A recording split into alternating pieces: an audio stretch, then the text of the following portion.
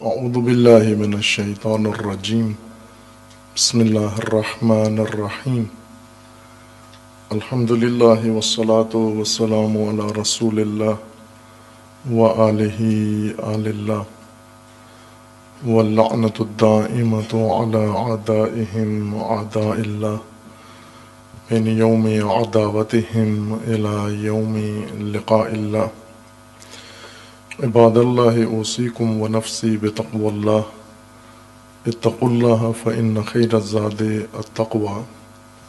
بندگان خدا، آپ سب کو اور اپنے نفس کو تقوی الہی کی وصیت کرتا ہوں، دعوت دیتا ہوں،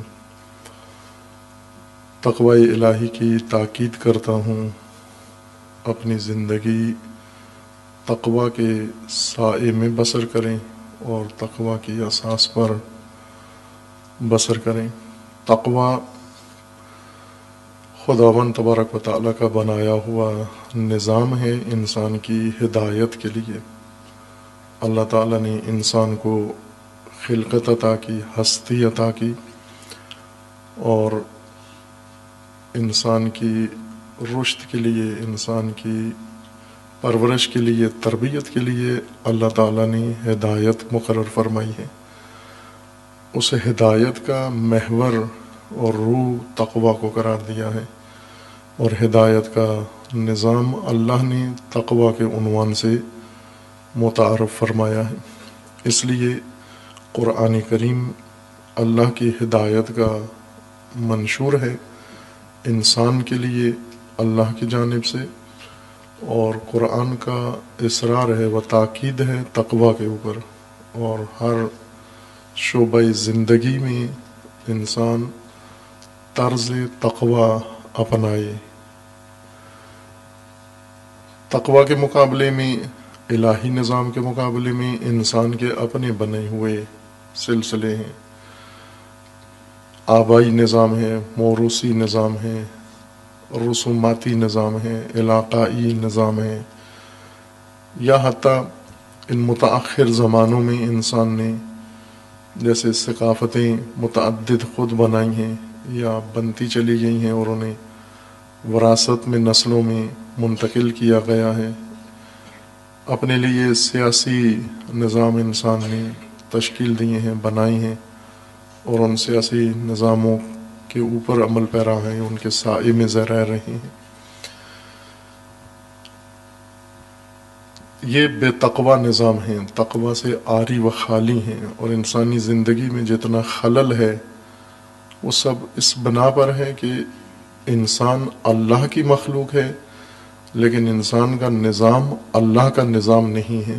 اللہ کی مخلوق کے لیے غیر اللہ کا نظام رائج ہو گیا ہے، جاری ہو گیا ہے، اور ظاہر ہے کہ جب مخلوق یہ اللہ کی ہے، صنعت اللہ کی ہے انسان، اور اس انسانی صنعت کے لیے دستور بھی اللہ کا ہونا چاہیے، منشور و آئین بھی اللہ کا ہو۔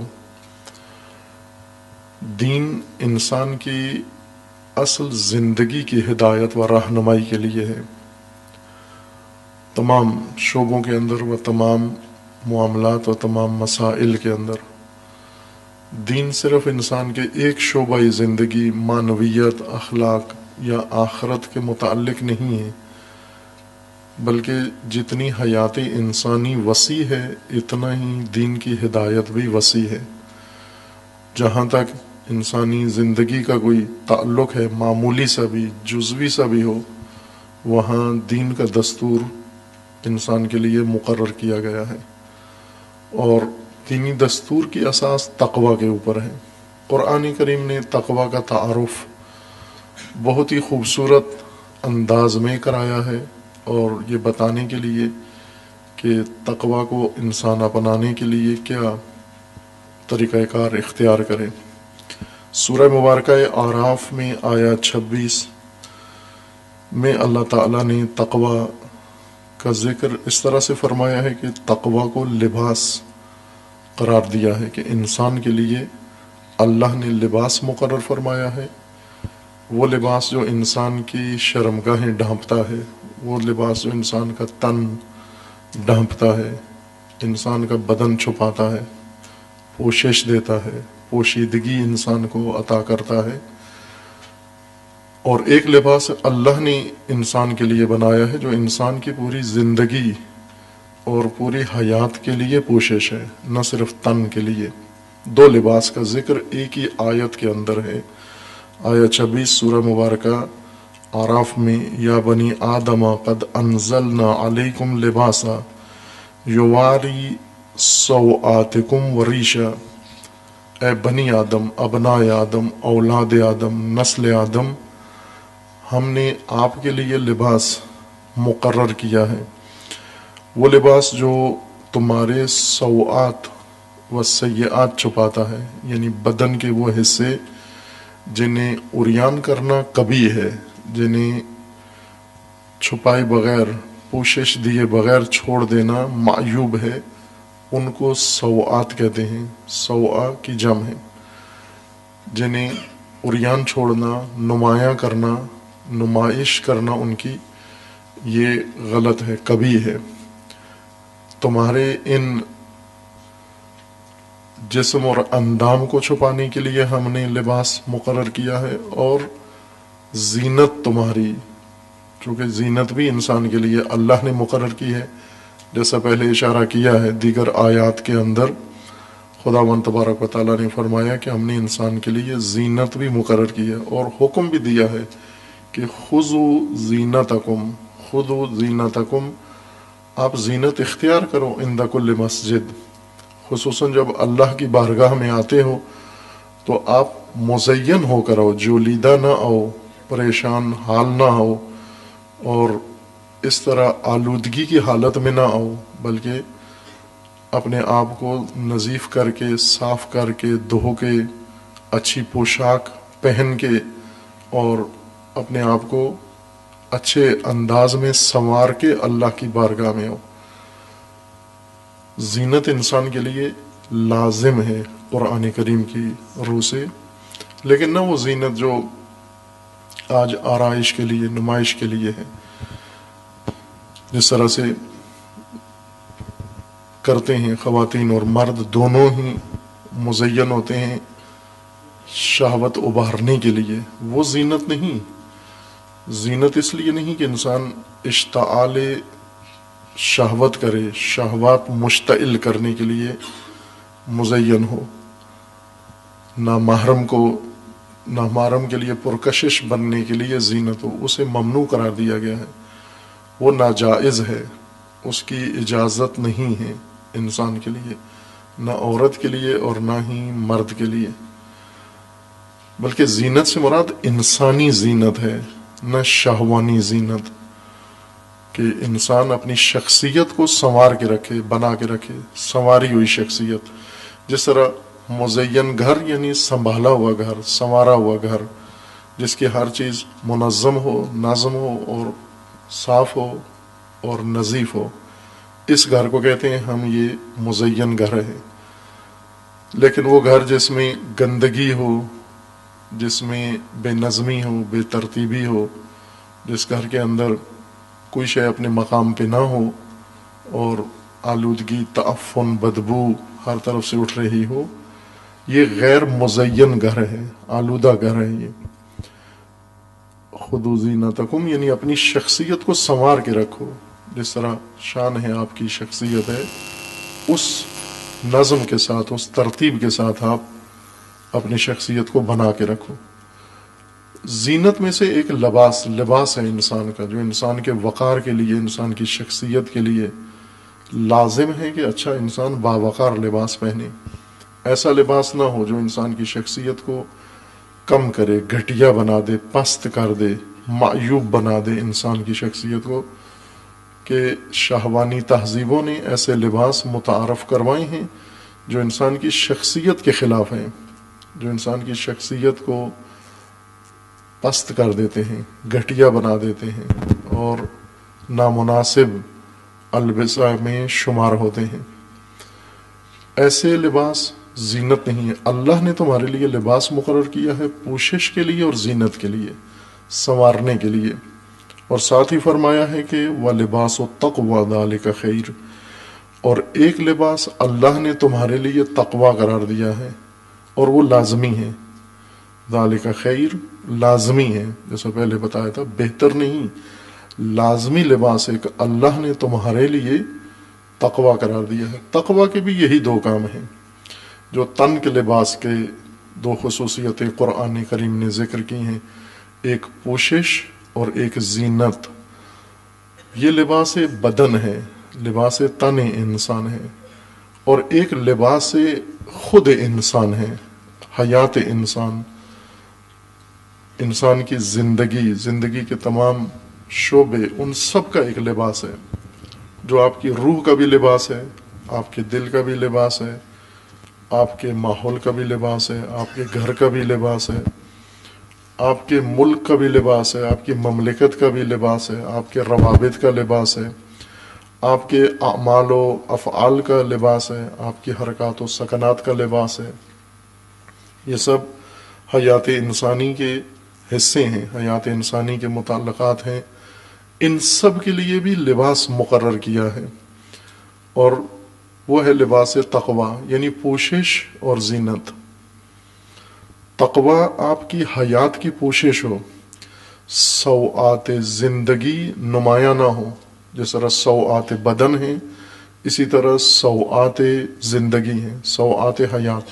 سوآ سو سے ہے، سو اور سوآ دونوں ایک مادہ سے مشتق ہے، حسنہ کے مقابلے میں ہے.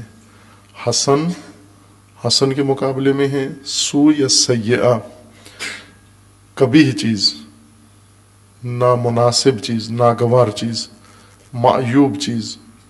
اس وجہ سے انسان کے بدن میں کچھ بدن کے حصے ہیں کہ جنہیں انسان نمایاں کرے اگر، تو یہ کبھی ہے، پوشش ہونی چاہیے، چھپے ہوئے ہونے چاہیے، دائماً چھپے ہوئے ہونے چاہیے. ان حصوں کے لیے اگر وہ نمایاں ہوں تو سوآ ہے. جیسے ہم اردو میں ترجمہ کرتے ہیں شرمگاہیں، کہ شرمگاہ اگر انسان کی لباس پہنے ہوئے نمایاں ہو یا لباس کے بغیر نمایاں ہو، دونوں صورتوں میں شرمگاہ نمایاں ہو سکتی ہے. بعض اوقات تنگ لباس پہنے اتنا کہ شرمگاہ نمایاں ہو جائے، ٹائٹ لباس پہنے، یا ایسا باریک لباس پہنے کہ شرمگاہ نمایاں ہو، دیکھی جا سکتی ہو، نظر آئے کسی دوسرے کو، دیکھنے والے کو، یا حتیٰ اپنے آپ کو نظر آئے. یا لباس نہ پہنے اور شرمگاہ نمایاں ہو، یہ سو ہے، یہ بد ہے، یہ غلط ہے، اس میں قباحت ہے. لباس جو پوشش دے، چھپا دے، ڈھانپ دے، انسان کا بدن ڈھانپا ہوا ہونا چاہیے. دوسرا زینت ہے کہ لباس آپ کی پوشش بھی ہے اور یہ تن کی زینت بھی ہے، زینت تن کی وقار اور خوبصورتی کا بھی باعث ہے. تقوی حیات انسان کے لیے ہے، زندگی انسان کے لیے ہے. تقوی تمام شعبوں کے لیے ہے، پوشش بھی ہے اور تقوی زینت بھی ہے. زندگی میں بھی ایسے بہت سارے نکات موجود ہیں جو اگر نمایاں ہو جائیں تو کبھی ہے، سوآ ہے، سوآت الحیات، یعنی وہ چیزیں جو نمایاں نہ ہوں، اگر کھل کے سامنے آ جائیں معیوب ہیں، انہیں چھپا ہوا ہونا چاہیے. مثلا اگر انسان کے اندر صفات ہیں ایسی، یہ صفات اگر کھل کے سامنے ان کی نمائش ہو جائے، جس طرح انسان اپنے تن کی نمائش کرتا ہے، اندام کی نمائش کرتا ہے، اس طرح اگر صفات باطن انسان کی نمائش میں رکھ دی جائیں تو نہایت بری صفات ہیں. جیسے اگر کسی انسان کے اندر خدا نخواستہ جھوٹ بولنے کی صفت موجود ہے، جھوٹا ہے، اس صفت کو پوشش کی ضرورت ہے، چھپانے کی ضرورت ہے کہ یہ نظر نہ آئے. یہ شرمگاہ کی طرح ہے، یہ صفت، اس کو نمایاں نہیں کرنا، اس کی نمائش نہیں کرنی، اس کو ظاہر نہیں کرنا. کس کے ذریعے؟ لباس کے ذریعے. لباس لبس ڈھانپنے کو کہتے ہیں. پہلے فرق بیان کیا ہے، کپڑے اور لباس میں فرق ہے. بعض اوقات انسان کپڑے پہنا ہوا ہوتا ہے لیکن لباس پہنے ہوئے نہیں ہوتا. ہر کپڑے لباس نہیں ہیں، بعض کپڑے ہیں لباس نہیں ہیں، یعنی وہ کپڑے جو جلد چھپا لیتے ہیں لیکن بدن کے نشیب و فراز، بدن کا اتار چڑھاؤ نہیں چھپاتے، جیسے پتلونے پہنتے ہیں، ٹی شرٹ پہنتے ہیں، یہ کپڑے ہیں، یہ لباس نہیں ہیں، چونکہ چھپاتے کچھ بھی نہیں ہے بلکہ چھپی ہوئی چیز کو اور زیادہ ظاہر کر دیتے ہیں۔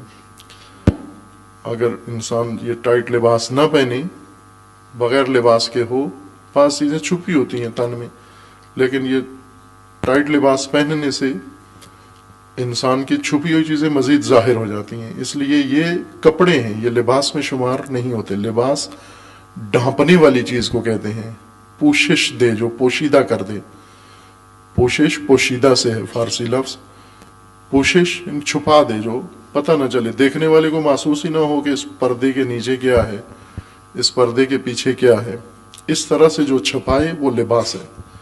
جو پنہان کر دے، دید سے اوجل کرنے والی شے، اسے لباس کہتے ہیں۔ بدن کا لباس برائیاں، قباحتیں چھپانے کے لیے ہے، عیب چھپانے کے لیے ہے، سوءات چھپانے کے لیے ہے۔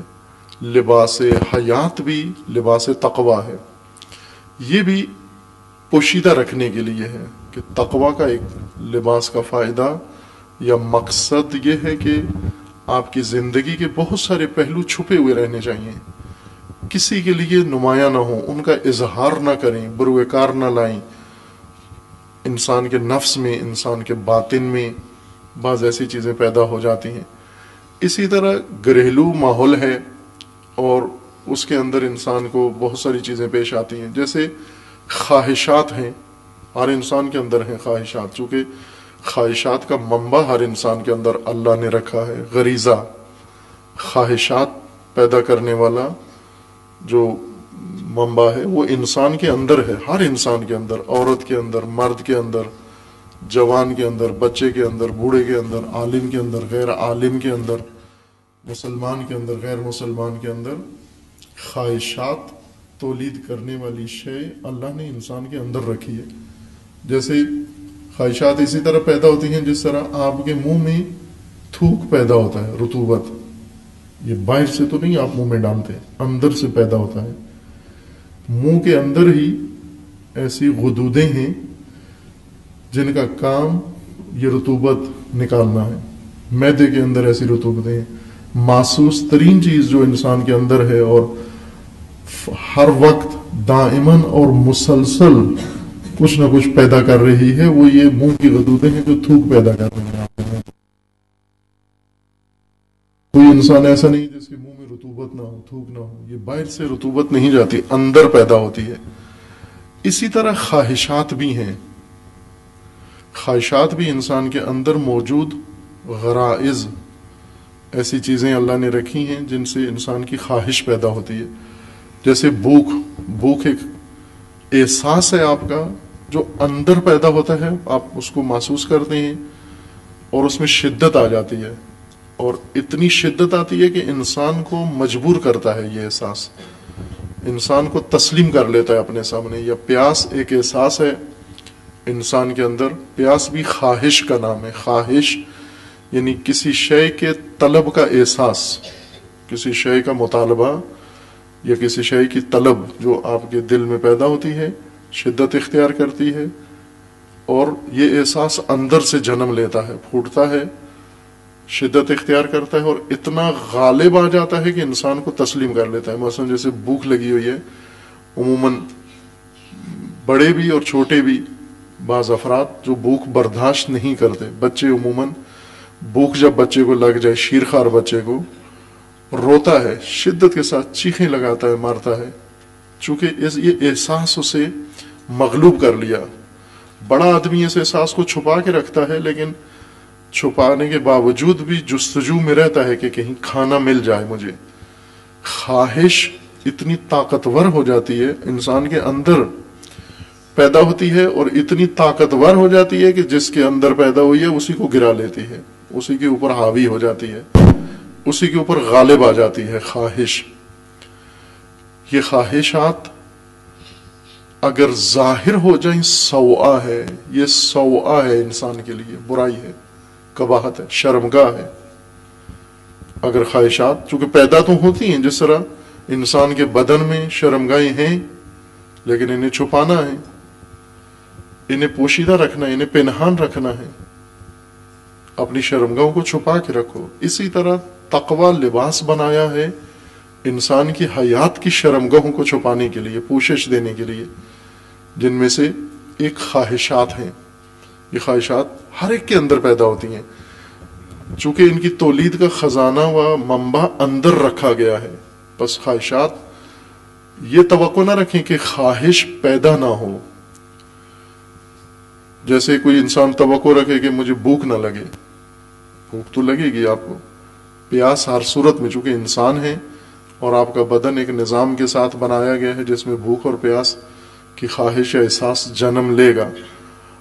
جب یہ احساس ابھرتا ہے، آپ نے اپنے ارادے سے اس احساس کو پنہان رکھنا ہے۔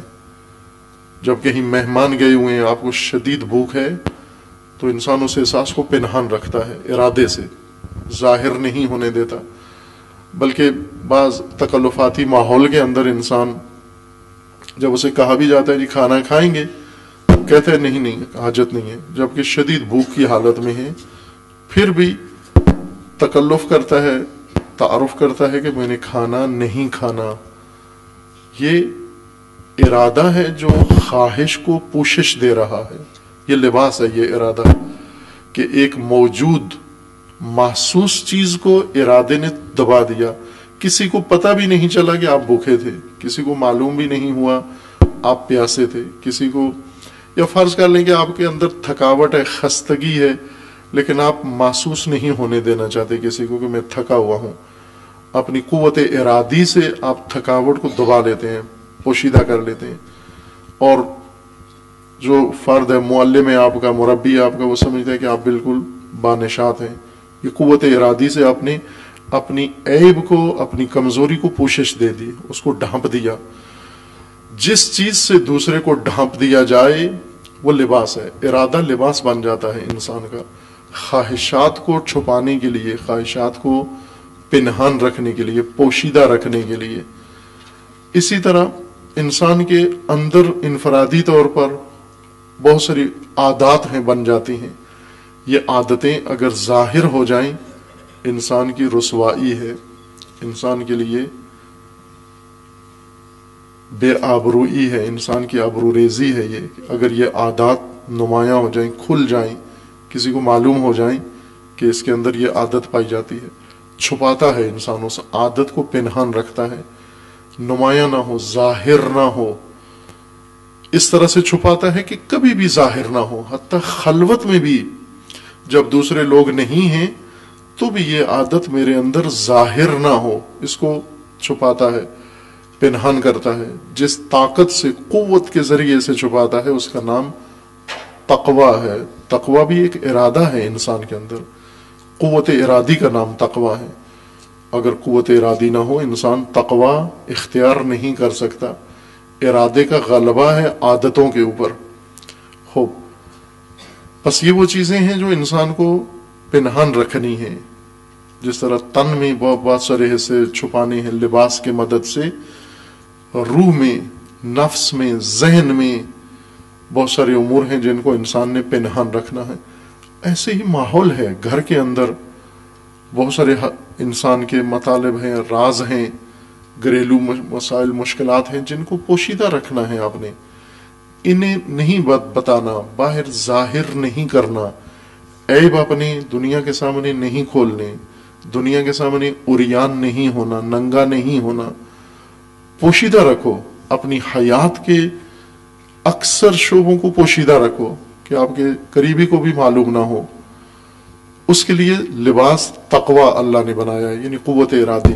ورنہ بہت سارے لوگ ہیں اپنے گھر کے راز دوسروں کو بتا دیتے ہیں۔ مثلا ایسے نادان افراد ہیں، میاں بیوی ہیں یا گھر کے دیگر افراد ہیں جن کے رازوں سے سارا محلہ آشنا ہے۔ یہ ننگے ہیں، یہ عریان ہیں، یہ لوگ اتفاقاً عام زبانوں میں عام محاورات میں، بول چال میں بھی بعض اوقات لوگ یہ بات کہتے ہیں کہ یہ بات کر کے اپنے آپ کو ہی ننگا کرنا ہے. اس میں گھر کی بات ہے، اگر کسی کو بتائیں، کسی کے سامنے پیش کریں، تو بعض لوگ سمجھدار ہیں، عقل مند ہیں، وہ یہ کہتے ہیں کہ یہ بات اگر باہر بتائیں گے، لوگوں کو بتائیں گے، دوسروں کو بتائیں گے، تو اپنے آپ کو ہی ننگا کرنا ہے. درست کہتے ہیں کہ کچھ عیب گھریلو ماحول کے اگر دوسروں کو بتائیں گے تو گویا اپنے آپ کو عریان کر رہے ہیں، بے پردہ کر رہے ہیں. بے حیائی ہے یہ کہ اپنے بعض عیب، کمزوریاں، راز، حالات، کچھ مطالب اگر دوسروں کی آگاہی میں آ جائیں یا انہیں پتہ چل جائے. یہ چھپا ہوا ہونا چاہیے. یہ مطلب حیات انسانی میں سوءات فراوان ہیں، برائیاں، معاشرتی برائیاں، گھریلو برائیاں، شخصیت کی برائیاں، روابط کی برائیاں، تعلقات کی برائیاں، یہ سب تقویٰ سے ممکن ہیں.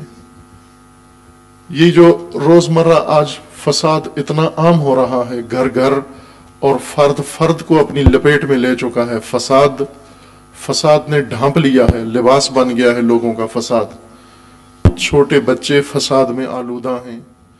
جو ابھی بلوغ کی عمر کو نہیں پہنچے وہ بدترین قسم کے فساد کے اندر غرق ہو گئے ہیں، ڈوب گئے ہیں. فساد نے انہیں اس قدر ڈھانپ لیا ہے، فساد نے اس قدر انہیں گھیر لیا ہے، اپنی پوشش میں لے لیا ہے کہ اس وقت انسانی زندگی، مومن کی زندگی نہایت الجھن اور خطرے کے اندر ہے.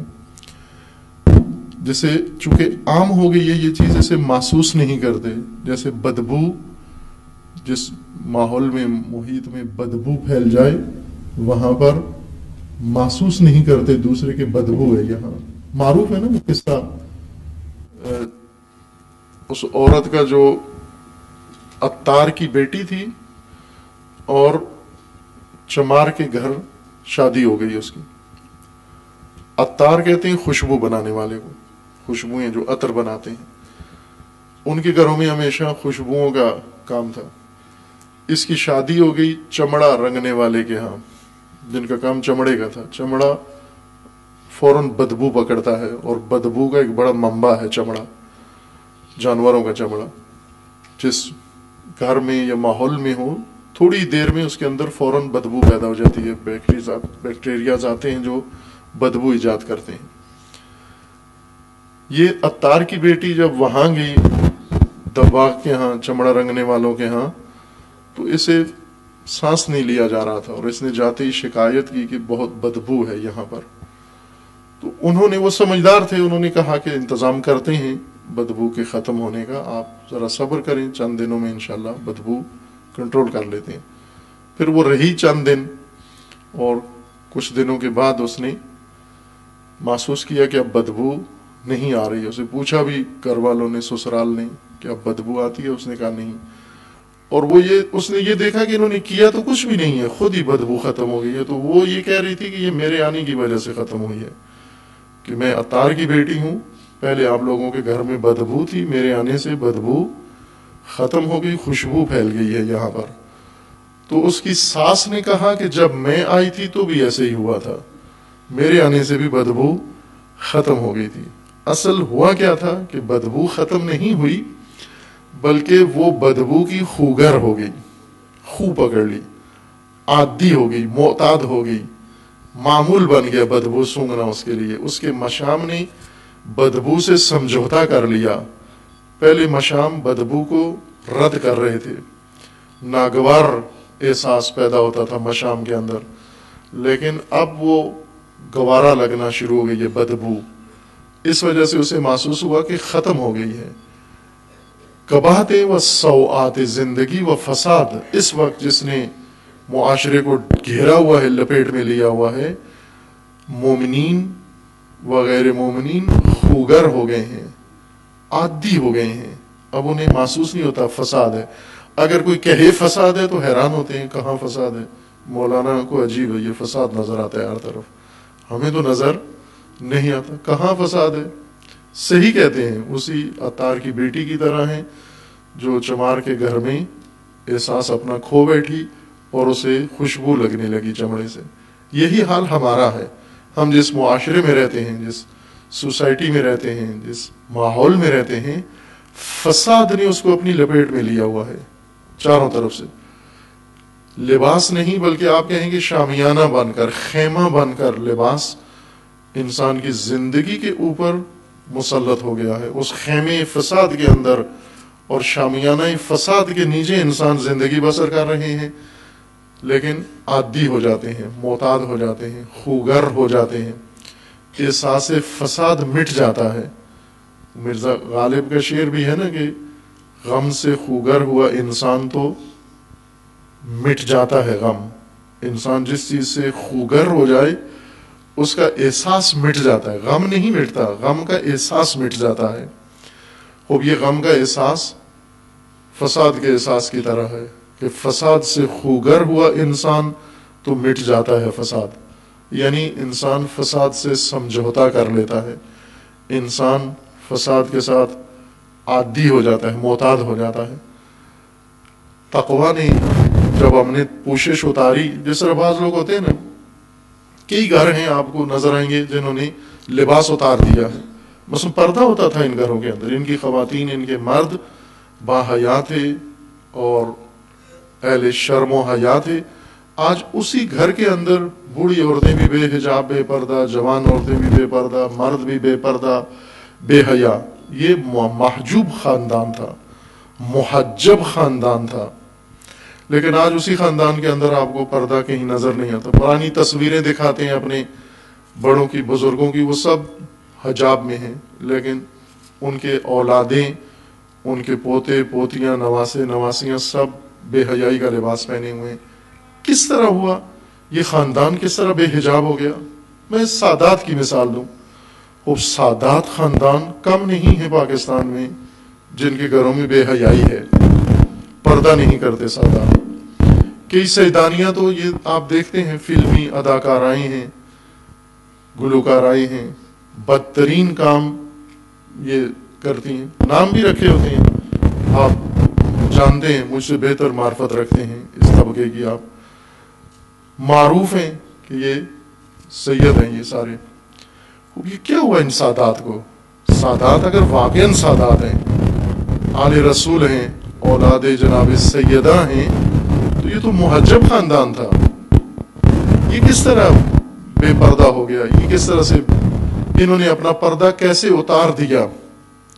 ایک دن تھا لباس ان کے تن پر، ان عورتوں کے تن پر، ان کے سروں پہ حجاب تھا، ان کے جسموں پہ حجاب تھا، ان کے ماحول میں حجاب تھا، لیکن آج وہ بغیر حجاب کے نظر آتی ہیں. بس کچھ ہوا، کوئی اتفاق ایسا رونما ہوا کہ سادات بے پردہ ہو گئے، بے حجاب ہو گئے، اور دوسرے عام لوگوں کی طرح یہ بھی اب کوئی احساس شرم و حیا کا اپنے اندر نہیں رکھتے، خوگر ہو گئے ہیں.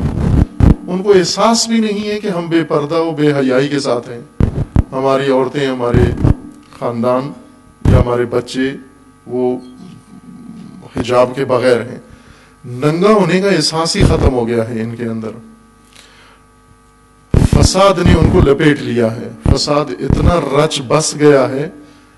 خوب عزیزان غور کریں، جس ماحول میں، جس معاشرے کے اندر ہم موجود ہیں، اس معاشرے میں فساد اتنا عادی ہے، طاری ہو گیا ہے کہ احساس فساد مٹ گیا ہے. اور یہ حد فساد کی جب ہو جائے کسی شے کی، اسے ختم کرنا دشوار ہوتا ہے. مثلا بدبو کے عادی ہو جائیں.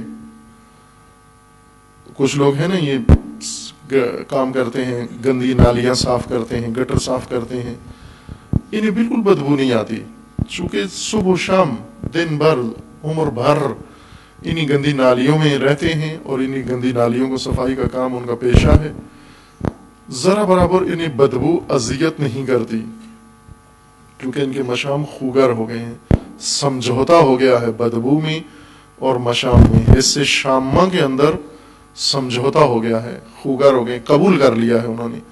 اسی طرح اس معاشرے نے فساد قبول کر لیا ہے، مان لیا ہے، اور کبھی محسوس نہیں ہوتا. لباس تقویٰ اتارا ہے مومنین نے، اور اس کی جگہ پر لباس فساد پہن لیا ہے، جس کے ایک نتیجہ عریانی ہے، تن کا لباس اتار دیا۔ تن کا لباس کب اتارتا ہے انسان؟ مثلا یہ لوگ جو حجاب نہیں کرتے، پردہ نہیں کرتے، اور ایک معمول سا چیز بن گئی ہے۔ ابھی حجاب تھوڑا سا اجنبیت رکھتا ہے، ان کے سامنے اگر حجاب کی بات کرو تو بہت تعجب کرتے ہیں۔ ایک خاتون تھی حج کے اندر، شاید پہلے بھی میں نے اس کا ذکر کیا ہے آپ کی خدمت میں، جو حج پہ مشرف ہوئی تھی خواتین، انہیں یہ اشارہ کیا کہ آپ کو اللہ نے توفیق دی ہے، خانہ خدا میں آئی ہو، ان مواقف مقدسہ میں آپ کو اللہ نے توفیق دی ہے، تو کم از کم اللہ کے حکم کے مطابق یہ سارے اعمال کرو۔ ایک آدھے سر پہ دوپٹہ رکھ کے سارا حج کر رہی ہیں، صرف تمام حجاب ان کا کیا ہے کہ چھوٹا سا دوپٹہ، وہ بھی باریک، جس کے اندر سر نظر آتا ہے، اور اس دوپٹے میں، اور وہ اس کو حجاب سمجھ رہی ہیں۔ باہر کیف ایک طالب علم کی حیثیت سے انہیں متوجہ کیا کہ آپ، یہ بات معجوب ہے کہ آپ ایک دوپٹے میں سارا حج کر جائیں، کم از کم کوئی مقنعہ سر پہ لیں، کوئی ردا لیں، چادر لیں، حج پہ تو یہ کام کریں، بعد میں جا کے اگر پسند نہ آیا تو نہ کریں، لیکن حج میں یہ کوشش آپ اپنائیں۔ ایک محترمہ کو بہت بری لگی یہ بات، تعلیم یافتہ تھیں، اور اٹھ کے انہوں نے درس کے بعد آ کے بہت شدت کے ساتھ کہنے لگی کہ آپ بہت شدت پسند ہیں، تشدد والی باتیں کرتے ہیں آپ کہ عورتوں کو حجاب میں پابند کریں حج پہ آ کے۔ تو مجھے معلوم نہیں تھا کون ہے، بعد میں پتہ چلا، اس گفتگو ماجرا کے بعد پتہ چلا کہ یہ کسی منسٹر کی بیوی تھی، حج پہ گئی ہوئی تھی، شوہر ان کے وزیر تھے ادھر، دونوں سے آشنا نہیں تھا میں۔ باہر کیف وہ خود اعتمادی اس وجہ سے تھی ان کے اندر کہ وہ خانہ خدا میں حجاب برا لگ رہا تھا اس کو، اور حجاب کی بات بہت بری لگی اس کو۔ میں نے احساس کیا کہ یہ اب حجاب کے دلائل اس کو سمجھ میں نہیں آئیں گے، یہ جس ماحول سے آئی ہیں یا جو ان کے ذہنیت بن چکی ہے۔ میں نے اور طریقہ اپنایا، وہاں ایک چھوٹی سی بچی کھڑی ہوئی تھی، بہت کم سن، اور وہ عربی عبایا اڑی ہوئی تھی، مکھنا بھی اس نے باندھا ہوا تھا اور اوپر عبایا بھی اس نے اڑا ہوا تھا۔ یہ چیز جو یہ علماء پہنتے ہیں، یہ خواتین کا الگ طرح کا ہوتا ہے، اسی شکل کا جو سر پہ لیتی ہیں اس کو عبا کہتے ہیں، یا عبایا اس کو یہاں معروف۔ اس چھوٹی بچی نے، ان کی نہیں تھی، کسی اور کی تھی، لیکن وہ ہماری باتیں بڑے غور سے سن رہی تھی، وہ چھوٹی بچی کھڑی ہوئی۔ میں نے اس محترمہ کو اشارہ کیا کہ آپ مجھے یہ بتاؤ کہ آپ اس وقت جس لباس میں ہو، عام سا لباس، شلوار قمیض پہنی ہوئی انہوں نے، جو یہاں رائج ہے، معمول ہے، اور سر پہ دوپٹہ تھا، تو میں نے انہیں کہا کہ مجھے یہ بتاؤ کہ آپ باوقار لگ رہی ہو یا یہ بچی باوقار نظر آتی ہے؟ شخصیت کا وقار کس میں نظر آ رہا ہے؟ آپ بتاؤ مجھے۔ پھر نہیں بولی، چپ کر کے وہاں سے چلی گئی۔ میں یہ سمجھا شاید غصہ اب شدید ہو گیا ہے اور اب غصے کی حالت میں ہے، اور مزید باہر کے چلی گئی۔ وہ پھر اس پورے حج میں نظر نہیں آئی کسی وقت بھی، تھی اسی کاروان میں جس میں ہمیں توفیق ہوئی تھی، اسی میں تھی، لیکن نظر نہیں آئی۔ آخر حج میں جب حج ختم ہو گیا اور آخری مجلس پڑی میں نے وہاں، وداع کی کہہ لیں حاجیوں کی، تو پھر آ گئی، اور بالکل اس چھوٹی بچی کی طرح مکنا پہنا ہوا اور عبایا پہنا ہوا عربی، بالکل مکمل حجاب کے اندر، اور آ کے سر جھکا کے تو کہہ رہی تھی کہ میں معافی مانگنے آئی ہوں، معذرت کے لیے آئی ہوں، اور ساتھ ہی تشکر کے لیے بھی آئی ہوں کہ مجھے حقیقت سمجھ میں آ گئی ہے، اور اب یہ نہیں اترے گا، یہ مکنا اور عبایا اب نہیں اترے گا، چونکہ مجھے راز سمجھ میں آ گیا ہے کہ میں تو بہت بے وقار لگ رہی تھی اس لباس کے اندر، میری شخصیت کا کوئی وقار نہیں تھا۔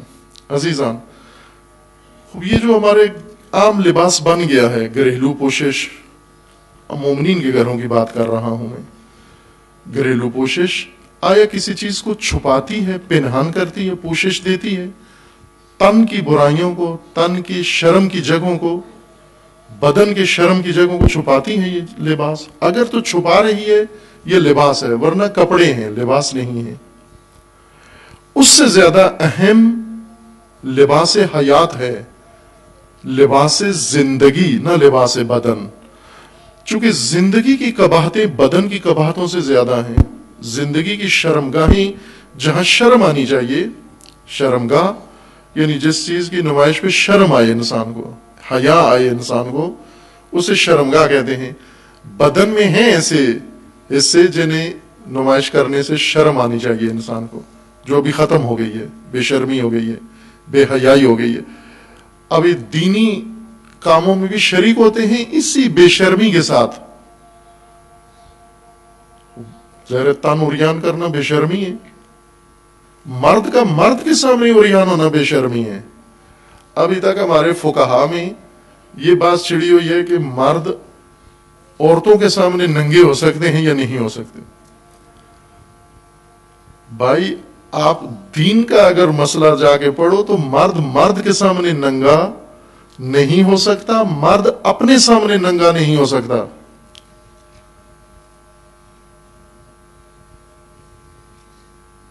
اپنے لیے بھی ننگا نہیں ہو سکتا, معیوب ہے, شرم کی بات ہے اپنے لیے ننگا ہو, عریان ہو.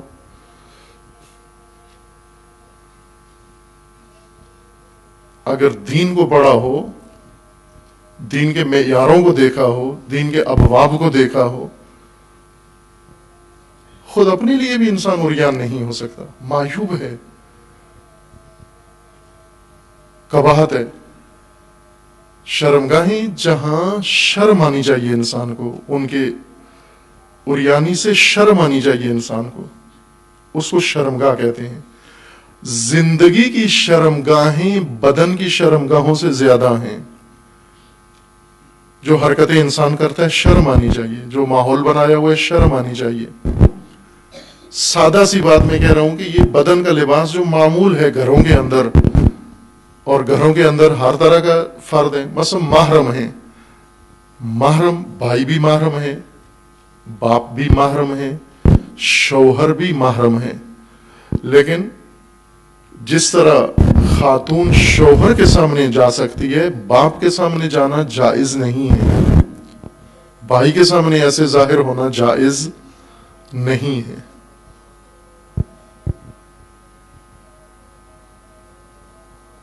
بھائی کے یہ محرم ہیں, پھر بھی ان کی محرمیت کی حد ہے.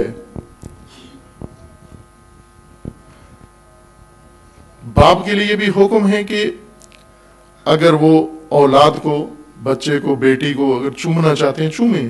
تقبیل, بوسہ دینا شرعن جن چیزوں کو مجاز ہے شرعن. ویسے پاکستانیوں کے لیے کوئی ممانعت نہیں ہے, جب موڈ آ جائے کسی بھی چیز کو بوسہ دے سکتے ہیں. ہندوستان پاکستان میں, خصوصاً ہندوستان میں ایسی چیزوں کو وہ چومتے ہیں جنہیں تصور کر کے انسان خجالت و شرم آتی ہے, وہ انہیں چومتے ہیں ہندوستان کے اندر. میں نام نہیں لیتا ان کا, لیکن ہیں یہ چیزیں رائج ہیں وہاں پر. آپ دیکھیں جانوروں کو چومتے ہیں, حیوانات کو چومتے ہیں, اور اس سے بھی زیادہ پستر چیزوں کو چومتے ہیں. تقبیل, چومنا, چند موارد ہیں جن میں والدین بچوں کو چوم سکتے ہیں, بوسہ دے سکتے ہیں. لیکن اگر یہ بچے بالغ ہیں آپ کے, خصوصاً بیٹی ہے, اگر باپ چومنا چاہتا ہے کیسے تقبیل کرے, بیٹی کو کیسے بوسہ دے باپ اپنی بیٹی کو؟ دینی حد ہے اس کے اندر. یہ نہیں ہے کہ بیٹی بالغ ہونے کے بعد باپ جہاں چاہے یا جیسے چاہے بچی کو بوسہ دے. بعض چیزوں کی ممانعت ہے کہ نہیں چوم سکتے آپ. مثلا روایت کے اندر ہے کہ لب نہیں چوم سکتے بالغ کے. آپ پیشانی چومیں. تقبیل, جبہہ, پیشانی کی بوسے کا بہت موارد جہاں جائز ہے وہاں پیشانی چومیں آپ, سر چوم لیں آپ ان کا, اگر محرم ہے پیشانی چوم لیں. وہ اس حد تک حد ہے محرم کے لیے. لیکن گھروں کے اندر رشتہ دار ہیں جو اکثریت نامحرم رشتے ہیں رشتہ دار ہیں، جیسے کزنز ہیں،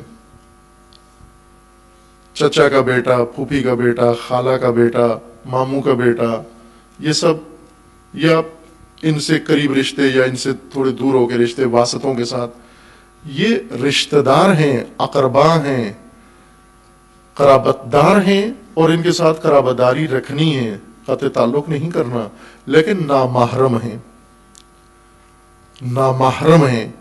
اور میں یہ عرض کرتا ہوں جوانوں کے لیے، بچوں کے لیے عموماً، خصوصاً ان طلاب کے لیے، کہ خطرناک ترین نامحرم رشتہ دار ہیں.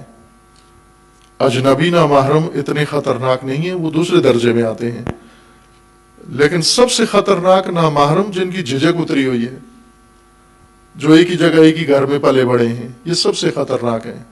دونوں کے لیے خطر ہے نامحرم. ان کے سامنے پوشش کیا ہو، مثلا بیٹی باپ کے سامنے کیسا لباس پہنے، بھائی کے سامنے کیسا لباس پہنے، وہ لباس نہ پہنے جو شوہر کے لیے ہے. یہ دیگر محرم کے سامنے نہیں پہن سکتی. بیٹی ماں کے سامنے ہتا، ماں بیٹی کے سامنے، عورت عورت کے سامنے عریان نہیں ہو سکتی. یہ آپ نے سنا ہوا ہے ذاکرین سے، خطباء سے، سید الشہداء علیہ السلام نے شہادت سے قبل، جنگ سے قبل لباس، پرانا لباس پہنا، پھر اس کے اوپر معمولی لباس پہنا، پھر اس کے بعد جنگی لباس پہنا. جب بی بی نے پوچھا کہ کیوں یہ اس طرح کا لباس پہن رہے ہیں، اور اسے پھاڑا بھی سید الشہداء نے، اس پرانے لباس کو جگہ جگہ سے پھاڑا، سوراخ کیا. یہ مستند روایات میں ہے، یہ کوئی ذاکری کا بنا ہوا نقطہ نہیں ہے، مقاتل میں ہے، سب نے لکھا ہے، مرحوم شیخ مفید نے لکھا ہے، باقی بزرگان نے لکھا ہے کہ یہ کیا سید الشہداء نے یہ عمل. پوچھا بی بی نے کہ کیوں کر رہے ہیں، یہ پرانا لباس ہے اور یہ پیراہن اور پھاڑ بھی رہے ہیں. سید الشہداء نے فرمایا کہ مجھے معلوم ہے کہ یہ مجھے قتل کرنے کے بعد لوٹیں گے میری لاش، اور ایسا ہی ہوا، پوری لاش لوٹ کے. یہ لباس اس لیے پہن رہا ہوں کہ اسے پھٹا پرانا سمجھ کر چھوڑ دیں گے، چونکہ ان کے کام کا نہیں ہے، غنیمت شمار نہیں ہوتا، اس لیے چھوڑ دیں گے. اور میں پسند نہیں کرتا کہ پس شہادت، بعد از شہادت میرا تن عریان ہو جائے. یہ تک میں گوارن. اس وقت انسان مکلف نہیں ہوتا، مرنے کے بعد مکلف نہیں ہوتا نا، ختم ہو جاتے ہیں احکام الہی، ختم ہو گئے. انسان جب مر گیا، شہید ہو گیا، قتل ہو گیا، یا طبعی موت دنیا سے چلا گیا، اب اس مردے کے لیے کوئی احکام نہیں ہے، چونکہ وہ کچھ کر ہی نہیں سکتا، شعور نہیں رکھتا، ختم ہو جاتے ہیں احکام. تن، بدن کی بات کر رہا ہوں کہ بدن، روح تو زندہ ہوتی ہے، بدن سے روح نکل جاتی ہے. سید الشہداء نے اس حالت کے لیے بھی عریانی پسند نہیں کی، کہ جس میں یہ نہیں کہا جا سکتا تھا کہ یہاں امام نے تن عریان رکھا، چونکہ دوسروں نے لوٹا ہے، دوسرے ننگا کر رہے ہیں تن کو. جب دوسرے عریان کر رہے ہیں تو اس میں دوسروں کا جرم ہوتا ہے، شمار ہوتا ہے، انسان کا نہیں ہوتا، شہید کا نہیں ہوتا کوئی عمل شمار. مثلا ایک شہید کے لباس کو لوٹ کے لے جائیں لوگ، تو یہ شہید کے کھاتے میں نہیں درج ہوگا کہ شہید نے لباس اپنا کیوں اتروا دیا یا اتار دیا، نہ، چونکہ اس وقت ان کا عمل نہیں ہے، یہ دوسروں کا، مجرمین کا عمل ہے، گناہ انہوں نے کیا ہے، یہ کام کیا ہے.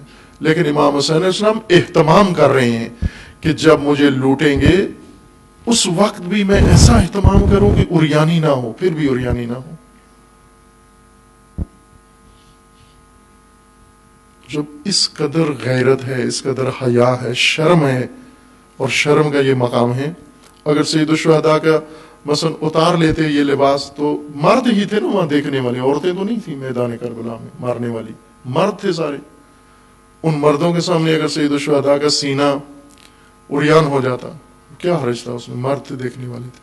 آج جو توجیحات کرتے ہیں، تعویلات کرتے ہیں اور نکالتے ہیں مرد کے سامنے مرد. میں نے دیکھا ایک فقیہ صاحب کا فتویٰ کہ ان سے پوچھا گیا کہ بعض جگہ پر لوگ قمیضیں اتار دیتے ہیں رسومات کے اندر، عورتیں دیکھتی ہیں، ماتم کے اندر عورتیں دیکھتی ہیں بدن ان کے، تو یہاں کیا حکم ہے؟ تو انہوں نے کہا کہ یہ عورتیں بے حیا ہیں، یہ کیوں آتی ہیں دیکھنے کے لیے؟ ان عورتوں کو پوچھو کہ یہ کیوں آتی؟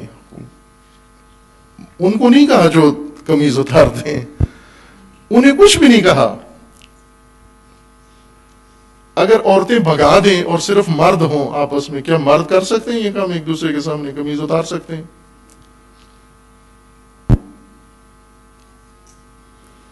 یا ان بچوں کے لیے قانون ہے مدرسے کے بچوں کے لیے کہ یہ کمرے کے اندر لباس نہیں بدل سکتے. ایک سخت غلطی ان کی خطا جو شمار ہوتی ہے وہ یہ کہ اگر کسی، چونکہ انہیں دن میں کئی دفعہ لباس بدلنا ہوتا ہے، سونے کا لباس انہیں تبدیل کرنا ہوتا ہے، پھر اس کے بعد صبح اٹھتے ہیں نماز کے لیے پھر لباس بدلتے ہیں، ورزش کا لباس بدلتے ہیں، پھر اسکول یونیفارم پہنتے ہیں. دن میں چند دفعہ انہیں لباس بدلنا پڑتا ہے. لیکن کسی ایک مرتبہ بھی یہ کمرے میں نہیں کر سکتے یہ کام. بچہ ہے، چھوٹا بچہ ہے، مرد ہے، مرد دیکھ لے مرد کو، نہیں کر سکتے چونکہ شرعن نہیں ہے، مجاز نہیں ہے یہ کام کرنے کے لیے. حیا بچپن سے، شروع سے، پیدائش سے انسان کے اندر جگانا پڑتا ہے حیا، شرم. اگر پیدائش کے وقت حیا مر جائے پھر بڑھاپے تک دوبارہ حیا لوٹ کر نہیں آتا. حیا تنہا ایسی چیز ہے، ایک دفعہ نکل جائے دوبارہ لانا جو یہ شیر لانا ہے. محالات میں سے کہ پھر بے شرم کو شرم آنا شروع ہو جائے، بے حیا میں حیا آنا شروع ہو جائے. کوشش کریں کہ ختم نہ ہو. یہ پوشش جو ہماری ہے گھریلو، یہ نہیں ہے، مناسب پوشش نہیں ہے، تن کی پوشش. لیکن قرآن فرما رہے کہ تن سے آگے بھی لباس ہے تمہارا. پہلے اپنے تن کا لباس مکمل کرو، پورا کرو یہ پوشش. سوآت بدن مکمل کرو تاکہ سوآت زندگی چھپاؤ تقوی کے ذریعے. اور تقوی کی ایک علامت یہ ہے کہ انسان سوآت بدن پنہان رکھے. تہذیب جس میں ہم ہیں اور اس کے اوپر دیگر جو تہذیبیں اثر انداز ہیں، ہندی تہذیب، مغربی تہذیب، یہ سب بے حیائی کی تہذیبیں ہیں، عریانی کی طرف لے کے جا رہی ہیں، بدحجابی کی طرف لے کے جا رہی ہیں. اب ظاہر ہے جب تن ہی ننگے ہو جائیں تو پھر زندگی کے سوآت و برائیاں و شرمگاہیں چھپانا یہ متوقع نہیں ہوتا. سوآت، شرمگاہیں، زندگی میں زیادہ شرمگاہیں ہیں بدن کے بجائے. گھریلو ماحول میں، معاشرتی ماحول میں انشاءاللہ چند ایک کی طرف اشارہ کروں گا.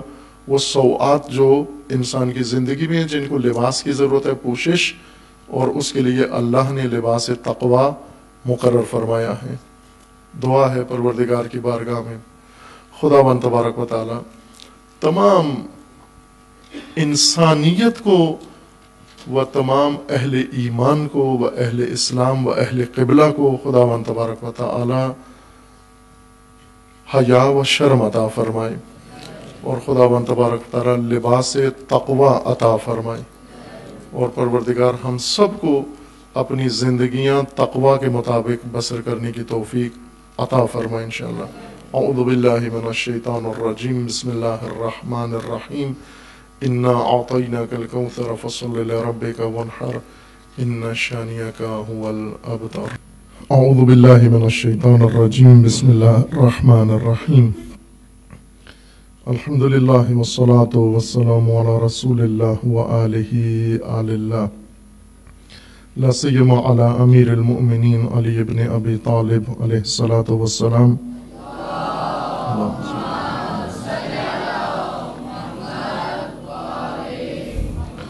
وفاطمة الزہرا سیدۃ نساء العالمین.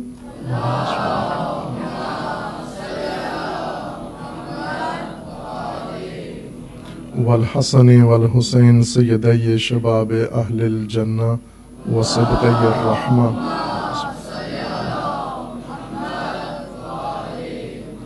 وعلی ابن الحسین علیہم السلام.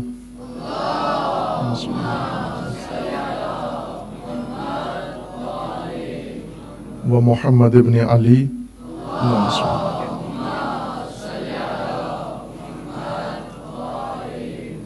وجعفر ابن محمد.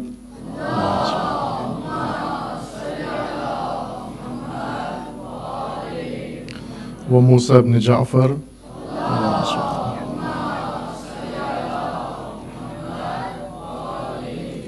وعلي ابن موسى.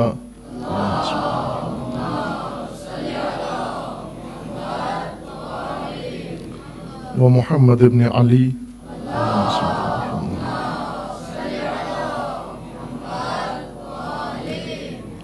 وعلی ابن محمد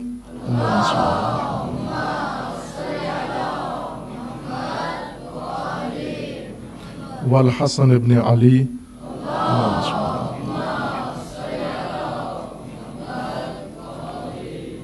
والحجت ابن الحسن القائم المہدی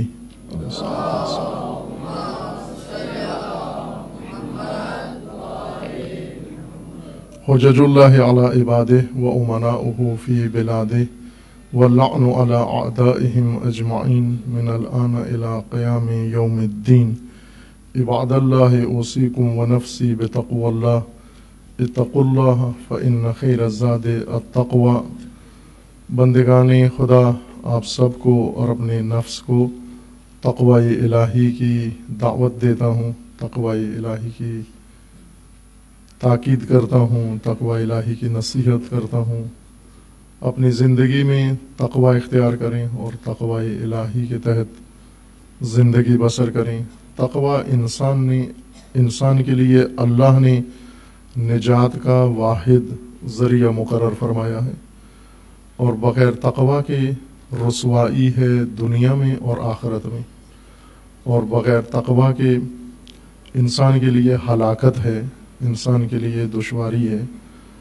وہ دشواری جو آج محسوس کی جا رہی ہے بے تقوی نظام کے اندر، بے تقوی دنیا کے اندر، وہ دشواری سب لمس کر رہے ہیں، احساس کر رہے ہیں۔ آج ساری دنیا اس آشوب کا شکار ہے، اور بالخصوص دنیا اسلام و امت اسلامیہ افسوسناک حد تک۔ وہ سب اس وجہ سے ہے کہ امت کے اندر بھی رکن تقوی منہدم ہو گیا ہے، اور اس انہدام تقوی کی بنا پر شیاطین و طواغیت قابض ہیں، وہ مسلط ہیں امت اسلامیہ پر، جنہوں نے اس جہان کو، اس عالم کو ناامن کر دیا ہے۔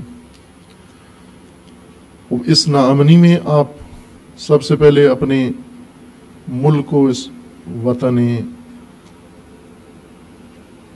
عزیز کو دیکھیں، مملکت پاکستان کو، جو ایک دائمی آشوب کا شکار ہے، جس کے اندر ہمیشہ ہر طرح کی مشکل موجود ہے۔ کوئی ایسا فساد، کوئی ایسا نمایاں ظلم ستم جو دنیا میں رائج اور پاکستان میں نہ ہو، نہیں کہہ سکتے ہم۔ اگرچہ بعض پہلو ابھی بھی الحمدللہ اللہ کے لطف و کرم سے ابھی بھی پاکستان میں قائم ہیں، وہ باقی ہیں، لیکن کچھ پہلو نہایت افسوسناک ہیں، بہت افسوس کی حد تک گراوٹ ان کے اندر آ گئی ہے، جس میں بہت نمایاں چیز جس نے حالیہ دنوں میں اور ماضی میں بھی ساری امت کو تمسخر کیا ہے، پوری ملت کا ایک مذاق اڑایا گیا ہے۔ میں بارہا پہلے مختلف مواقع پر گفتگو میں یہ عرض کر چکا ہوں کہ سب سے بڑی توہین کسی انسان کی اگر کی جا سکتی ہے تو اس کے شعور کی بے احترامی کریں، آپ اسے بے شعور سمجھیں، احمق سمجھیں، نادان سمجھیں، یہ سب سے بڑی توہین ہے۔ اگر آپ کسی کو باشعور سمجھتے ہوئے اسے بہت برا بھلا کہیں، یہ بڑی توہین نہیں ہے۔ مثلا آپ کسی کے سامنے ایسی باتیں کریں، ناروا باتیں کریں، نعوذ باللہ، نامناسب باتیں کریں، لیکن ان باتوں سے یہ تأثر نہ ملتا ہو کہ آپ جس سے محو گفتگو ہیں یہ ایک بے شعور انسان ہے آپ کے سامنے کھڑا ہوا، اس صورت میں زیادہ توہین نہیں ہوئی۔ زیادہ توہین یہ ہے کہ آپ بے شک کسی سے بات نہ کریں، اس کو برا بھلا نہ کہیں، فقط کافی ہے یہ احساس اس کو دلا دیں کہ میری نظر میں تم احمق ہو، تم بے وقوف ہو، تم نافہم ہو، بے شعور ہو۔ اگر یہ کہہ دیا آپ نے تو اس کی سب سے بڑی اہانت کی ہے آپ نے، سب سے بڑی توہین یہ کی ہے آپ نے۔ اور یہ کام پاکستان میں روزمرہ ہو رہا ہے، ہر طبقہ اپنی حد تک اس ملت کو بے وقوف بنانے میں اور بے شعور قرار دینے میں اور بے شعور بنانے میں مصروف ہے۔ سب سے بڑھ کر سیاستدان اور سیاستدانوں ہی کی حد تک کہیں ہم نام نہاد مذہبی پیشوا، سیاسی پیشواؤں کی طرح بعض مذہبی پیشوا ہیں جو یہ حرکتیں انجام دے رہے ہیں، اور حکمران، یہ تین طبقات، ان کا اور کوئی کام نہیں ہے سوائے پاکستانی ملت کی اہانت اور توہین کے، تمسخر کے۔ آئے دن کوئی نہ کوئی ایسا ایشو چھیڑ کے ملک کے اندر اور میڈیا کے ذریعے ساری قوم کو اس کے اندر ملوث کر کے ملک کے اندر ایک ہیجانی اور سنسنی خیز حالت پیدا کر کے پھر وہ ڈرامائی طور پر اختتام پذیر ہو جاتا ہے، اور ہر چند ماہ کے بعد یا ہر ماہ تکرار ہوتا ہے۔ ایک مداری میدان میں اترتا ہے اور اتر کے پوری قوم کی توجہ اس کی طرف لگا لیتا ہے، وہ وقت قیمتی قوم کا جو ہر ایک سے فرصت چھین لیتے ہیں۔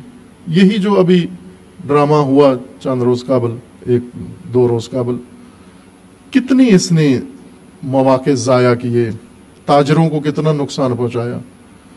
اگر میڈیا یہی کام کرے کہ اس سارے کھیل میں تاجروں کو، تجارت کو، ملکی تجارت کو کتنا نقصان ہوا، ملکی امنیت کو کیا اس کو فائدہ ہوا، تعلیمی اداروں کو کیا حاصل ہوا، امنیتی اداروں کی کتنی انرجی اس کے اوپر لگی، حکومت کی کتنے پیسے لگے، سیاست کے کتنے پیسے لگے، اور نتیجہ کیا نکلا، ذہنوں پہ کیا اثر پڑا، اذہان نے کیا اس سے پیغام لیا۔ یہ اگر تخریب اس کام کی مشاہدہ کرے تو بہت خوفناک اعداد و ارقام اور اعداد و شمار بنتے ہیں۔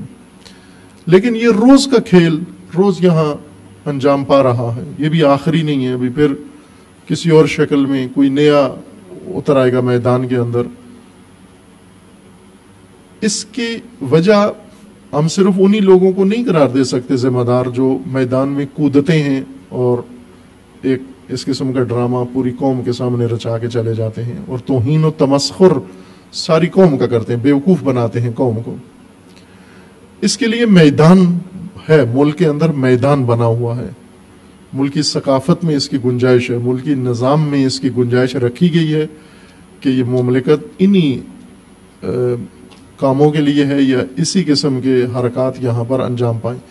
پائیداری نہ آئے، نہ نظام کے اندر، نہ سیاست کے اندر، نہ قومی اجتماعی ملکی امور کے اندر، کسی پہلو سے اس کے اندر پائیداری نہ آئے۔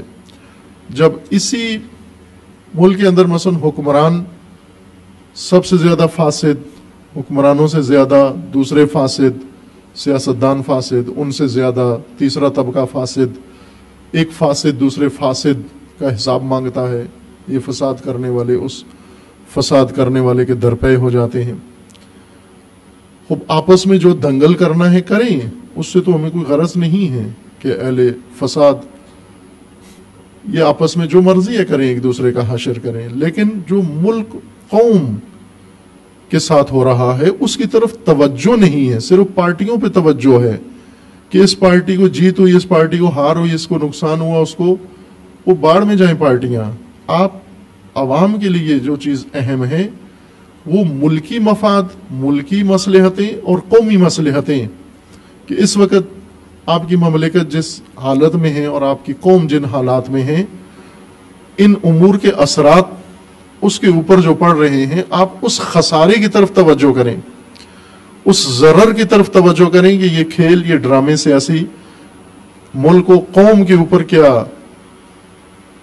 بوجھ ڈال رہے ہیں اور ان کو کیا اس کا خمیازہ بھگتنا پڑ رہا ہے، آپ کو، عام لوگوں کو کیا بھگتنا پڑ رہا ہے۔ یہ ایک بہت ہی قابل مذمت عمل ہے جو پاکستان کے اندر باقاعدہ ایک رائج سیاست میں تبدیل ہو گیا ہے کہ مسلسل سیاسی میدان الجھا رہے اور سیاسی میدان کے الجھاؤ میں پھر باقی سارے میدان اسی طرح الجھن کا شکار رہیں۔ جس طرح پاکستان کی سرزمین دہشت گردی کے لیے تیار کی گئی، دہشت گرد بنے یہاں سرکاری سرپرستی میں بنے، سرکاری خرچے پہ بنے، سرکاری معلموں نے یہ سارا کچھ بنائے اور بنا کر پھر پوری دنیا میں ان کو بھیجا. اب ساری ملکی طاقت لگا رہے ہیں اس بیچ کو ختم کرنے میں، ملک کو پرامن کرنے میں، لیکن آئے دن پھر ایسے واقعات رونما ہوتے ہیں. کسی نہ کسی شہر کے اندر دردناک، پشاور میں دھماکہ ہو جاتا ہے، کوئٹہ میں دھماکہ ہو جاتا ہے، کسی اور شہر کے اندر، اور کبھی حکومتی، کبھی غیر حکومتی، کبھی عوامی مراکز کے اوپر دہشت گردی ہوتی ہے. یہ بتانے کے لیے انہیں کہ یہ جڑیں جو آپ نے کاشت کی ہیں دہشت گردی کی، یہ اتنی سطحی سرسری نہیں ہیں جنہیں اکھاڑ دیا جائے، یہ بہت گہری ہیں. عزیزان، آپ انہی خبروں کے اندر دیکھتے ہیں کہ ملکی حالات ہمارے یا ملک کے اندر امن کیوں نہیں ہوتا. ابھی ایک بات چلی سیاست، ایک میٹنگ کی ملکی سلامتی کے لیے، جس کے اوپر یہ اتنا ایشو بنا کہ بعض ایسی جماعتیں پاکستان کے اندر ہیں جنہیں سرکاری سرپرستی حاصل ہے، جس وجہ سے پاکستان دنیا میں اکیلا ہو گیا ہے. پاکستان کی کوئی بات نہیں مانتا، پاکستان کے موقف کی کوئی حمایت نہیں کرتا دنیا میں، عالمی اداروں میں. یہ خود انہوں نے اپنی میٹنگ میں یہ بات کی جو لیک ہو گئی اور اخباروں میں چھپی، اور اس اخبار میں چھپنے کی وجہ سے وزیر کو استعفیٰ دینا پڑا، اور وہ سارا ماجرا آپ کے ذہن میں ہے. بات مانی انہوں نے، یہ کی بات انہوں نے کہ کچھ ایسے گروہ ہیں جو ابھی تک بھی آزاد ہیں، اور ان گروہوں کی وجہ سے ہمیں دنیا میں اکیلا کر دیا گیا ہے. خوب یہ جڑیں ہیں، ان کو ختم کیا جانا چاہیے، لیکن انہیں باقی رکھ کر اور دہشت گردی کے چھوٹے گروہوں کو کنٹرول کرنا مشکل ہو جاتا ہے. جب ماں زندہ ہو تو وہ اور بچے جنم دے سکتی ہے. جب خود فراہم کریں گے ماحول دہشت گردی کا تو دہشت گرد ہی پیدا ہوں گے. جب آپ کرپشن کا ماحول فراہم کریں گے کرپشن پیدا ہوگی، فساد کا ماحول فراہم کریں گے فساد پیدا ہوگا اس ملک کے اندر، اور پھر اس فساد پر شور مچائیں، فاسد فاسدوں کے خلاف شور مچائیں، مفسد مفسدوں کے خلاف شور مچائیں. اس سے ملکی نظام اچھا ہونے والا نہیں.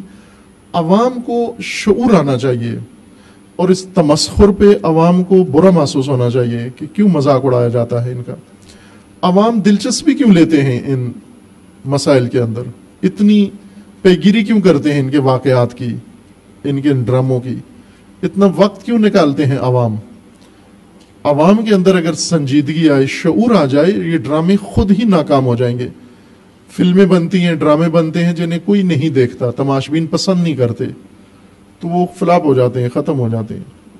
انہیں بلکہ بہت بھاری نقصان ہوتا ہے، چونکہ لوگ نہیں دیکھتے، پسند نہیں کرتے. یہ سیاسی ڈرامے بھی اگر لوگ پسند نہ کریں، عوام پسند نہ کریں ان کو، یہ خود ہی مر جائیں گے، اپنی موت مر جائیں گے. اگر چند ڈرامے ہیں جس میں عوام حصہ نہ لیں، دلچسپی نہ لیں، حتیٰ میڈیا میں دلچسپی نہ لیں، ان کی خبروں میں دلچسپی نہ لیں، یہ خود ہی اپنی موت آپ مر جائیں گے. جب تک عوام توجہ کرتے ہیں اور معزوز ہوتے ہیں اور عوام دلچسپی لیتے ہیں، یہ تمسخر کا عمل ہمیشہ جاری رہے گا، اور اس ناپائیداری میں دہشت گردی بھی باقی رہے گی، ناامنی بھی باقی رہے گی، اور باقی بھی مسائل اپنی جگہ پر قائم رہیں گے. اور یہ ریاست ہمیشہ الجھی ہوئی ریاست سمجھی جائے گی کہ ابھی اس وقت جن مسائل کا شکار ہے، میڈیا اسے بیان نہیں کرتا یا کسی اور جگہ سے اس کا اظہار نہیں ہوتا. وہ خوفناک حد تک پاکستان مسائل کے اندر گھرا ہوا ہے، اور عوام بے خبر ان مسائل سے. اس وجہ سے دن بدن مشکلات عوام ہی کے لیے بڑھتی ہیں. جو طبقہ آخر کار قربانی چڑھتا ہے، ان لوگوں نے تو اپنے بندوبست کیے ہوئے ہیں، ملکی خزانہ لوٹا ہوا ہے، بیرون ملک منتقل کیا ہوا ہے، اپنی فیملیاں بچے باہر بھیجے ہوئے ہیں، ڈوئل نیشنلٹی ان کے پاس موجود ہے، دو ملکوں کے پاسپورٹ ہیں ان کے پاس. انہیں تو کچھ بھی نہیں، مشکل نہیں، ذرا برابر ایک دن بھی مشکل نہیں ہوگی ان کے لیے. یہ دبئی میں بیٹھ کے ملک چلا سکتے ہیں پاکستان. مشکل ساری عوام کے لیے ہے، یہی جو معزوز ہوتے ہیں ڈراموں میں اور سارا دن تھڑوں پیڑوں پہ بیٹھ کے تبصرے کرتے ہیں.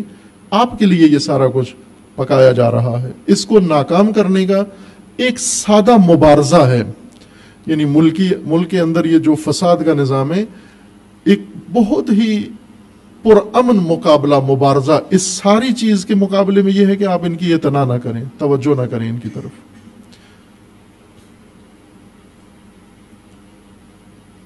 जैसे मैंने मिसाल दी, ऐसे ड्रामे फिल्में बनती हैं जिन्हें नहीं देखते, आप नहीं देखते, वो मर जाते हैं, दब जाते हैं, खत्म हो जाते हैं। ये सियासी ड्रामे भी, ये पार्टी ड्रामे, ये हिजबी ड्रामे, ये सारे अपनी मौत मर जाएंगे अगर लोग इनकी तरफ तवज्जो ना करें, इलाकाई तौर पर भी और मुल्की सतह पर सूबाई तौर पर, हर सतह पर। इसका इलाज ये है कि आम लोग इतने बाशऊर हों जो अपनी हत्ताकी समझें, तौहीन समझें, अपनी इनके बयानात, इनकी तकरीरों को अपनी तौहीन समझें और उसमें सिरे से दिलचस्पी ना लें। एक और मसला जो पाकिस्तान में तवज्जो तलब है और इस सारी गहमा गहमी में वो खामोशी के साथ हल हो रहा है। आज़ीज़ान, आपको मालूम है कि एक जमीयत कसीर, तकरीबन 2000 के करीब अफराद, जिसमें टेररिस्ट भी हैं, दहशतगर्द भी हैं, बदनाम तरीन दहशतगर्द हैं, उनके अकाउंट्स बंद किए गए हैं और उनकी नेशनैलिटी कैंसिल कर दी गई।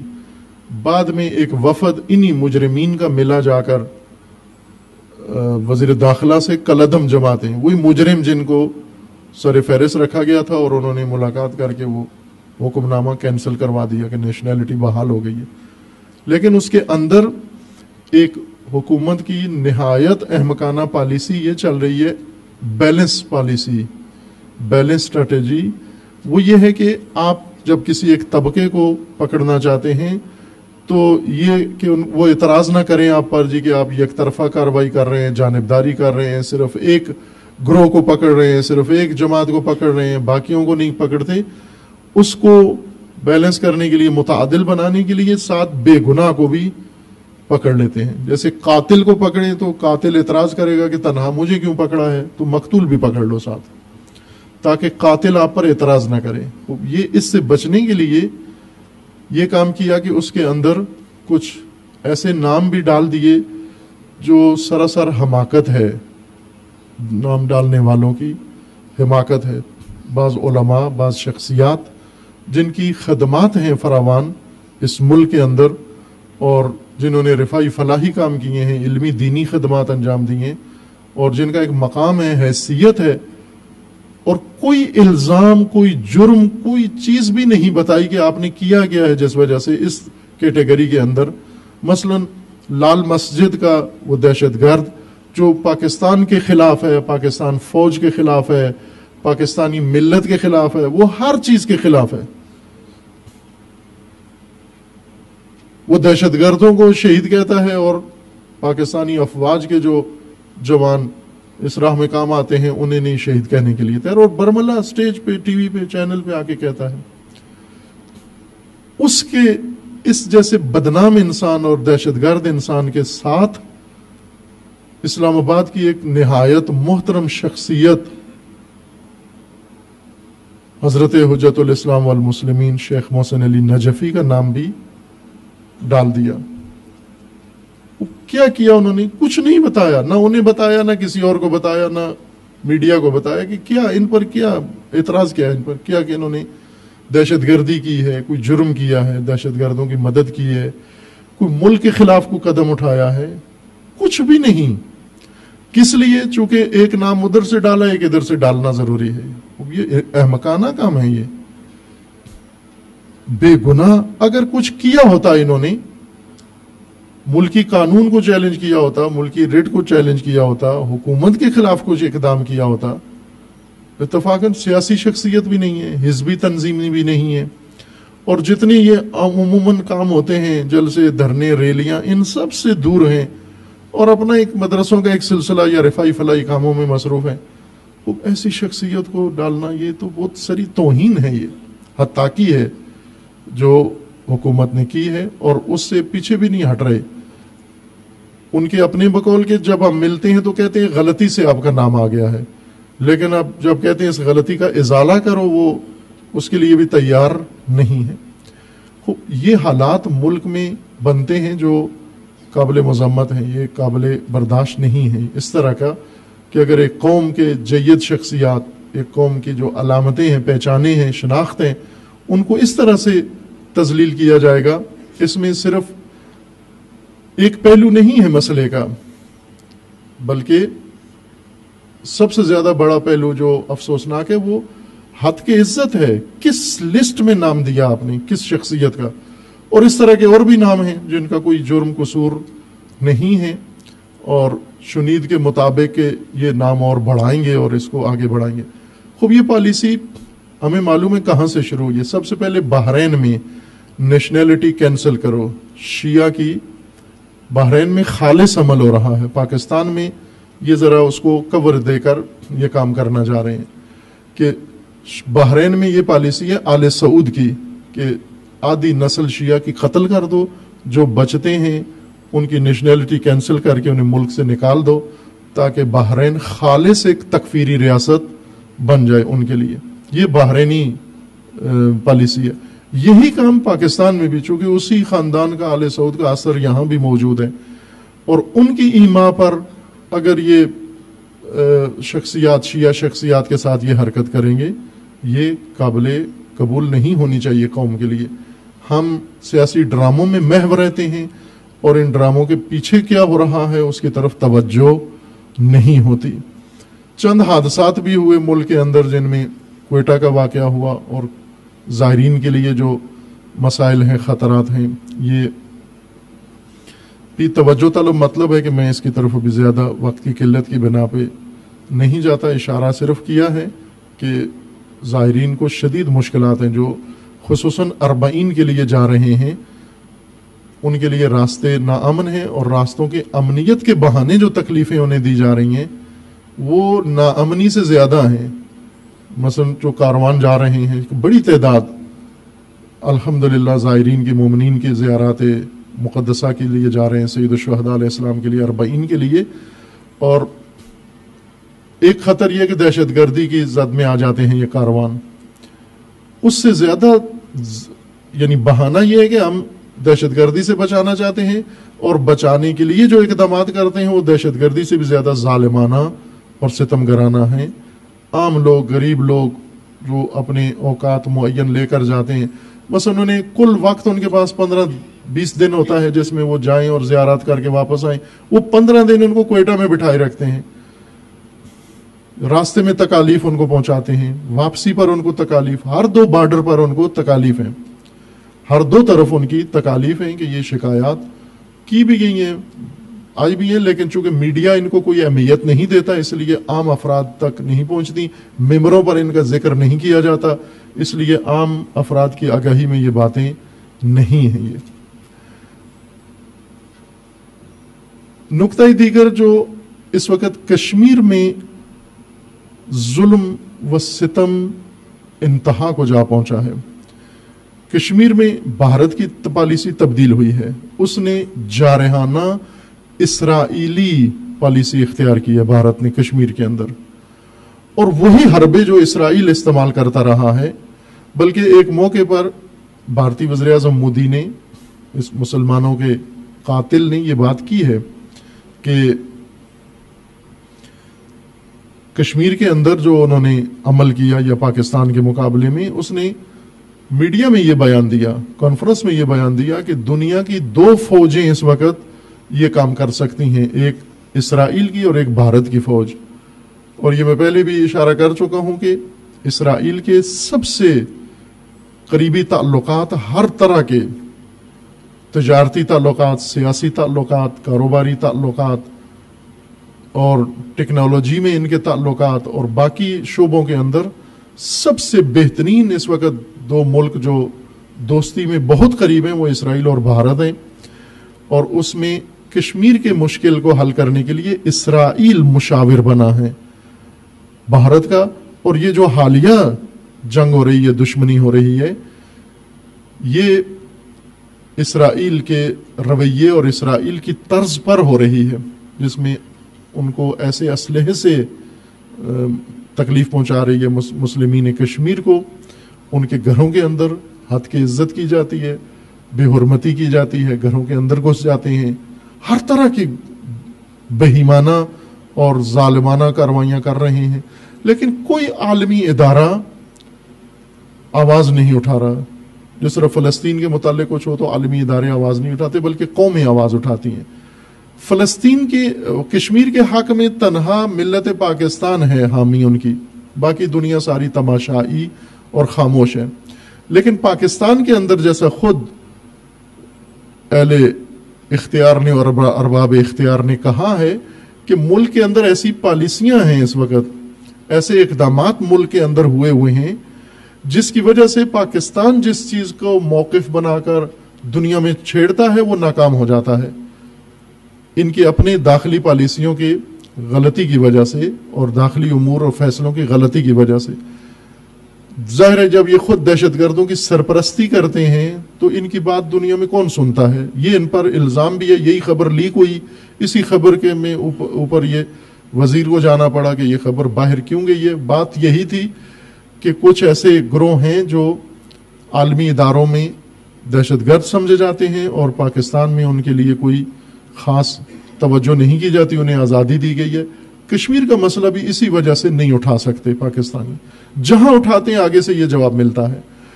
لیکن عزیزان، کشمیر کو اپنے حال پہ چھوڑنا فلسطین سے بدتر ہو جائے گا.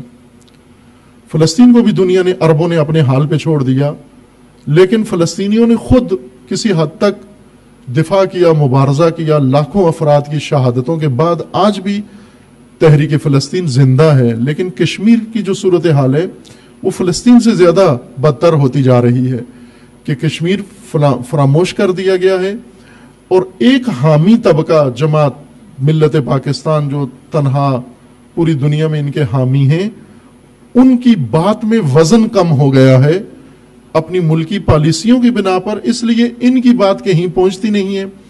اور جو پہلے کشمیر کے اندر عمل ہوا اس نے الٹا نتیجہ دیا، اور اب کشمیریوں کو بالکل اپنے حال پر چھوڑ دیا گیا ہے. نہ ان کی اخلاقی کہیں سے حمایت ہے نہ. اور اس وقت کشمیریوں کے ساتھ جو حشر ہو رہا ہے وہ جیسا کچھ عرصہ قبل برما کے مسلمانوں کے ساتھ ہوا، روہنگیا مسلمانوں کے ساتھ، وہی حشر کشمیریوں کے ساتھ ہونے جا رہا ہے. اور سکوت مطلق پوری دنیا کے اندر، خصوصاً مسلمانوں میں، نہ کہیں ان کے لیے آواز اٹھائی جاتی ہے، نہ کوئی جو دکھاوے کے اقدامات ہیں وہ بھی نہیں کیے جا رہے ہیں. بہرکیف ملتیں کر سکتی ہیں آواز. امام خمینی رضوان اللہ تعالیٰ علیہ نے یہ حکمت عملی اپنائی کہ حکومتوں سے اور ان خیانتکار سرکاروں سے فلسطین کا مسئلہ لے کر ملتوں کے حوالے کیا کہ ملت مسلمہ اس مسئلے کو احیا کرے. اس وجہ سے فلسطین کا نام ملتوں کے ہاتھوں پر آگے اور زبانوں پر. کشمیر بھی لازم ہے کہ وہ عوامی مسئلہ بنے، عمومی مسئلہ بنے تمام امت اسلامیہ کا، اور اس میں خصوصاً ملت پاکستان اپنا کردار ادا کرے. کشمیر کا مسئلہ ہمیشہ سرکاری طور پر چلایا گیا، دیکھا گیا ہے، لیکن اس کو ایک عوامی حیثیت یا عمومی حیثیت نہیں ملی. ضرورت ہے کہ مومنین پاکستان کم از کم متوجہ ہوں اس کی طرف، چونکہ جب ہم نے سیکھا ہے اپنے مکتب سے، اسلام سے، قرآن سے، اہل بیت سے، وہ خصوصاً کربلا سے، کہ مظلوم کے حق میں آواز اٹھانی اور ظالم سے نفرت کا اظہار کرنا ہے، تو اس کا ایک اہم مصداق کشمیر ہے جسے توجہ کی ضرورت ہے. لیکن میڈیا ہمارا اور جو پالیسیاں سیاست کی ہیں اس وجہ سے آہستہ آہستہ حتیٰ پاکستان کے اندر بھی یہ مسئلہ کم رنگ اور کمزور پڑتا جا رہا ہے. عراق میں آپ نے سنا ہوا ہے یہاں کم خبریں آتی ہیں اور اصل منابع تک ظاہر رسائی نہیں ہے ہماری. عراق میں وہ جس کی توقع 2 سال سے ہو رہی تھی کہ یہ اقدام ہو، تکفیری اور داعشی لشکر کا صفایا، الحمدللہ وہ اپنے آخری مرحلے میں داخل ہو گیا ہے. موصل شہر جو داعشیوں کا ایک قسم کا دارالخلافہ بنا ہوا تھا اور جہاں مسلط تھے، تیل پیدا کرنے والا ملک ہے، ترکی کی طرف بارڈر اس کا لگتا ہے، اور بہت اہم اسٹریٹجک سوکل جیشی لحاظ سے اہم نقطہ ہے. داعش نے قبضہ کیا، وہاں سے اس نے ثروت بھی حاصل کی، مال و دولت بھی حاصل کیا، تیل بیچا اور باقی منابع سے استفادہ کیا. اب عراقی افواج عوامی فوج کے ہمراہ، حشد شعبی کے ہمراہ، یہ موصل کا محاصرہ کیے ہوئے ہیں، بلکہ موصل کے اندر تک افواج آئندہ چند دنوں میں انشاءاللہ तमाम दुनिया और मोमिनीन सुनेंगे कि इस तकफीरी मनहूस दहशत व वहशत के लश्कर से इंशाअल्लाह ये शहर आज़ाद हो जाएगा और वो वासिले जहन्नम होंगे। अभी भी कमज़ोर पड़ गए हैं और उनकी गिरफ्त तकरीबन शहर से ख़त्म हो गई है। एक भरपूर हमला हुआ है, लेकिन एक ख़तरा हमेशा कमीनगाह में रहता है और वो ख़यानत अंदर से है। इराकी फ़ौज अमेरिका की तरबियत याफ्ता है और अमेरिका के तसल्लुत में अमेरिकी असलहे से सारा काम करती है, और उन्होंने अवामी फ़ौज को अपने लिए ख़तरा समझा हुआ है।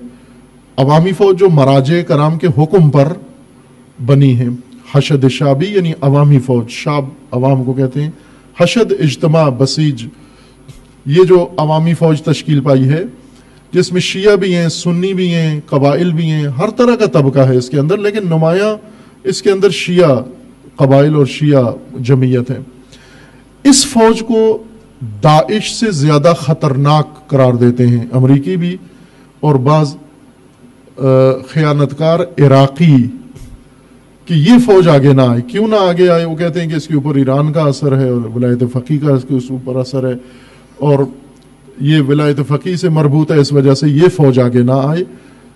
कई दफ़ा मैंने पहले भी अर्ज़ किया था कि 1 साल पूरा हो जाना था आज अगर ये ख़यानत न होती और हशद शाबी जिस तरह उन्होंने पहले चंद शहर आज़ाद कराए हैं, मूसिल भी आज़ाद करा के, और बिल्कुल इराक़ से इनका सफाया हो जाना था, लेकिन अंदरूनी ख़यानत की बिना पर हशद शाबी के ऊपर हसासियत दिखाकर उन्होंने इराकी फ़ौज से ये काम करवाना चाहा जो उसके बस में नहीं है।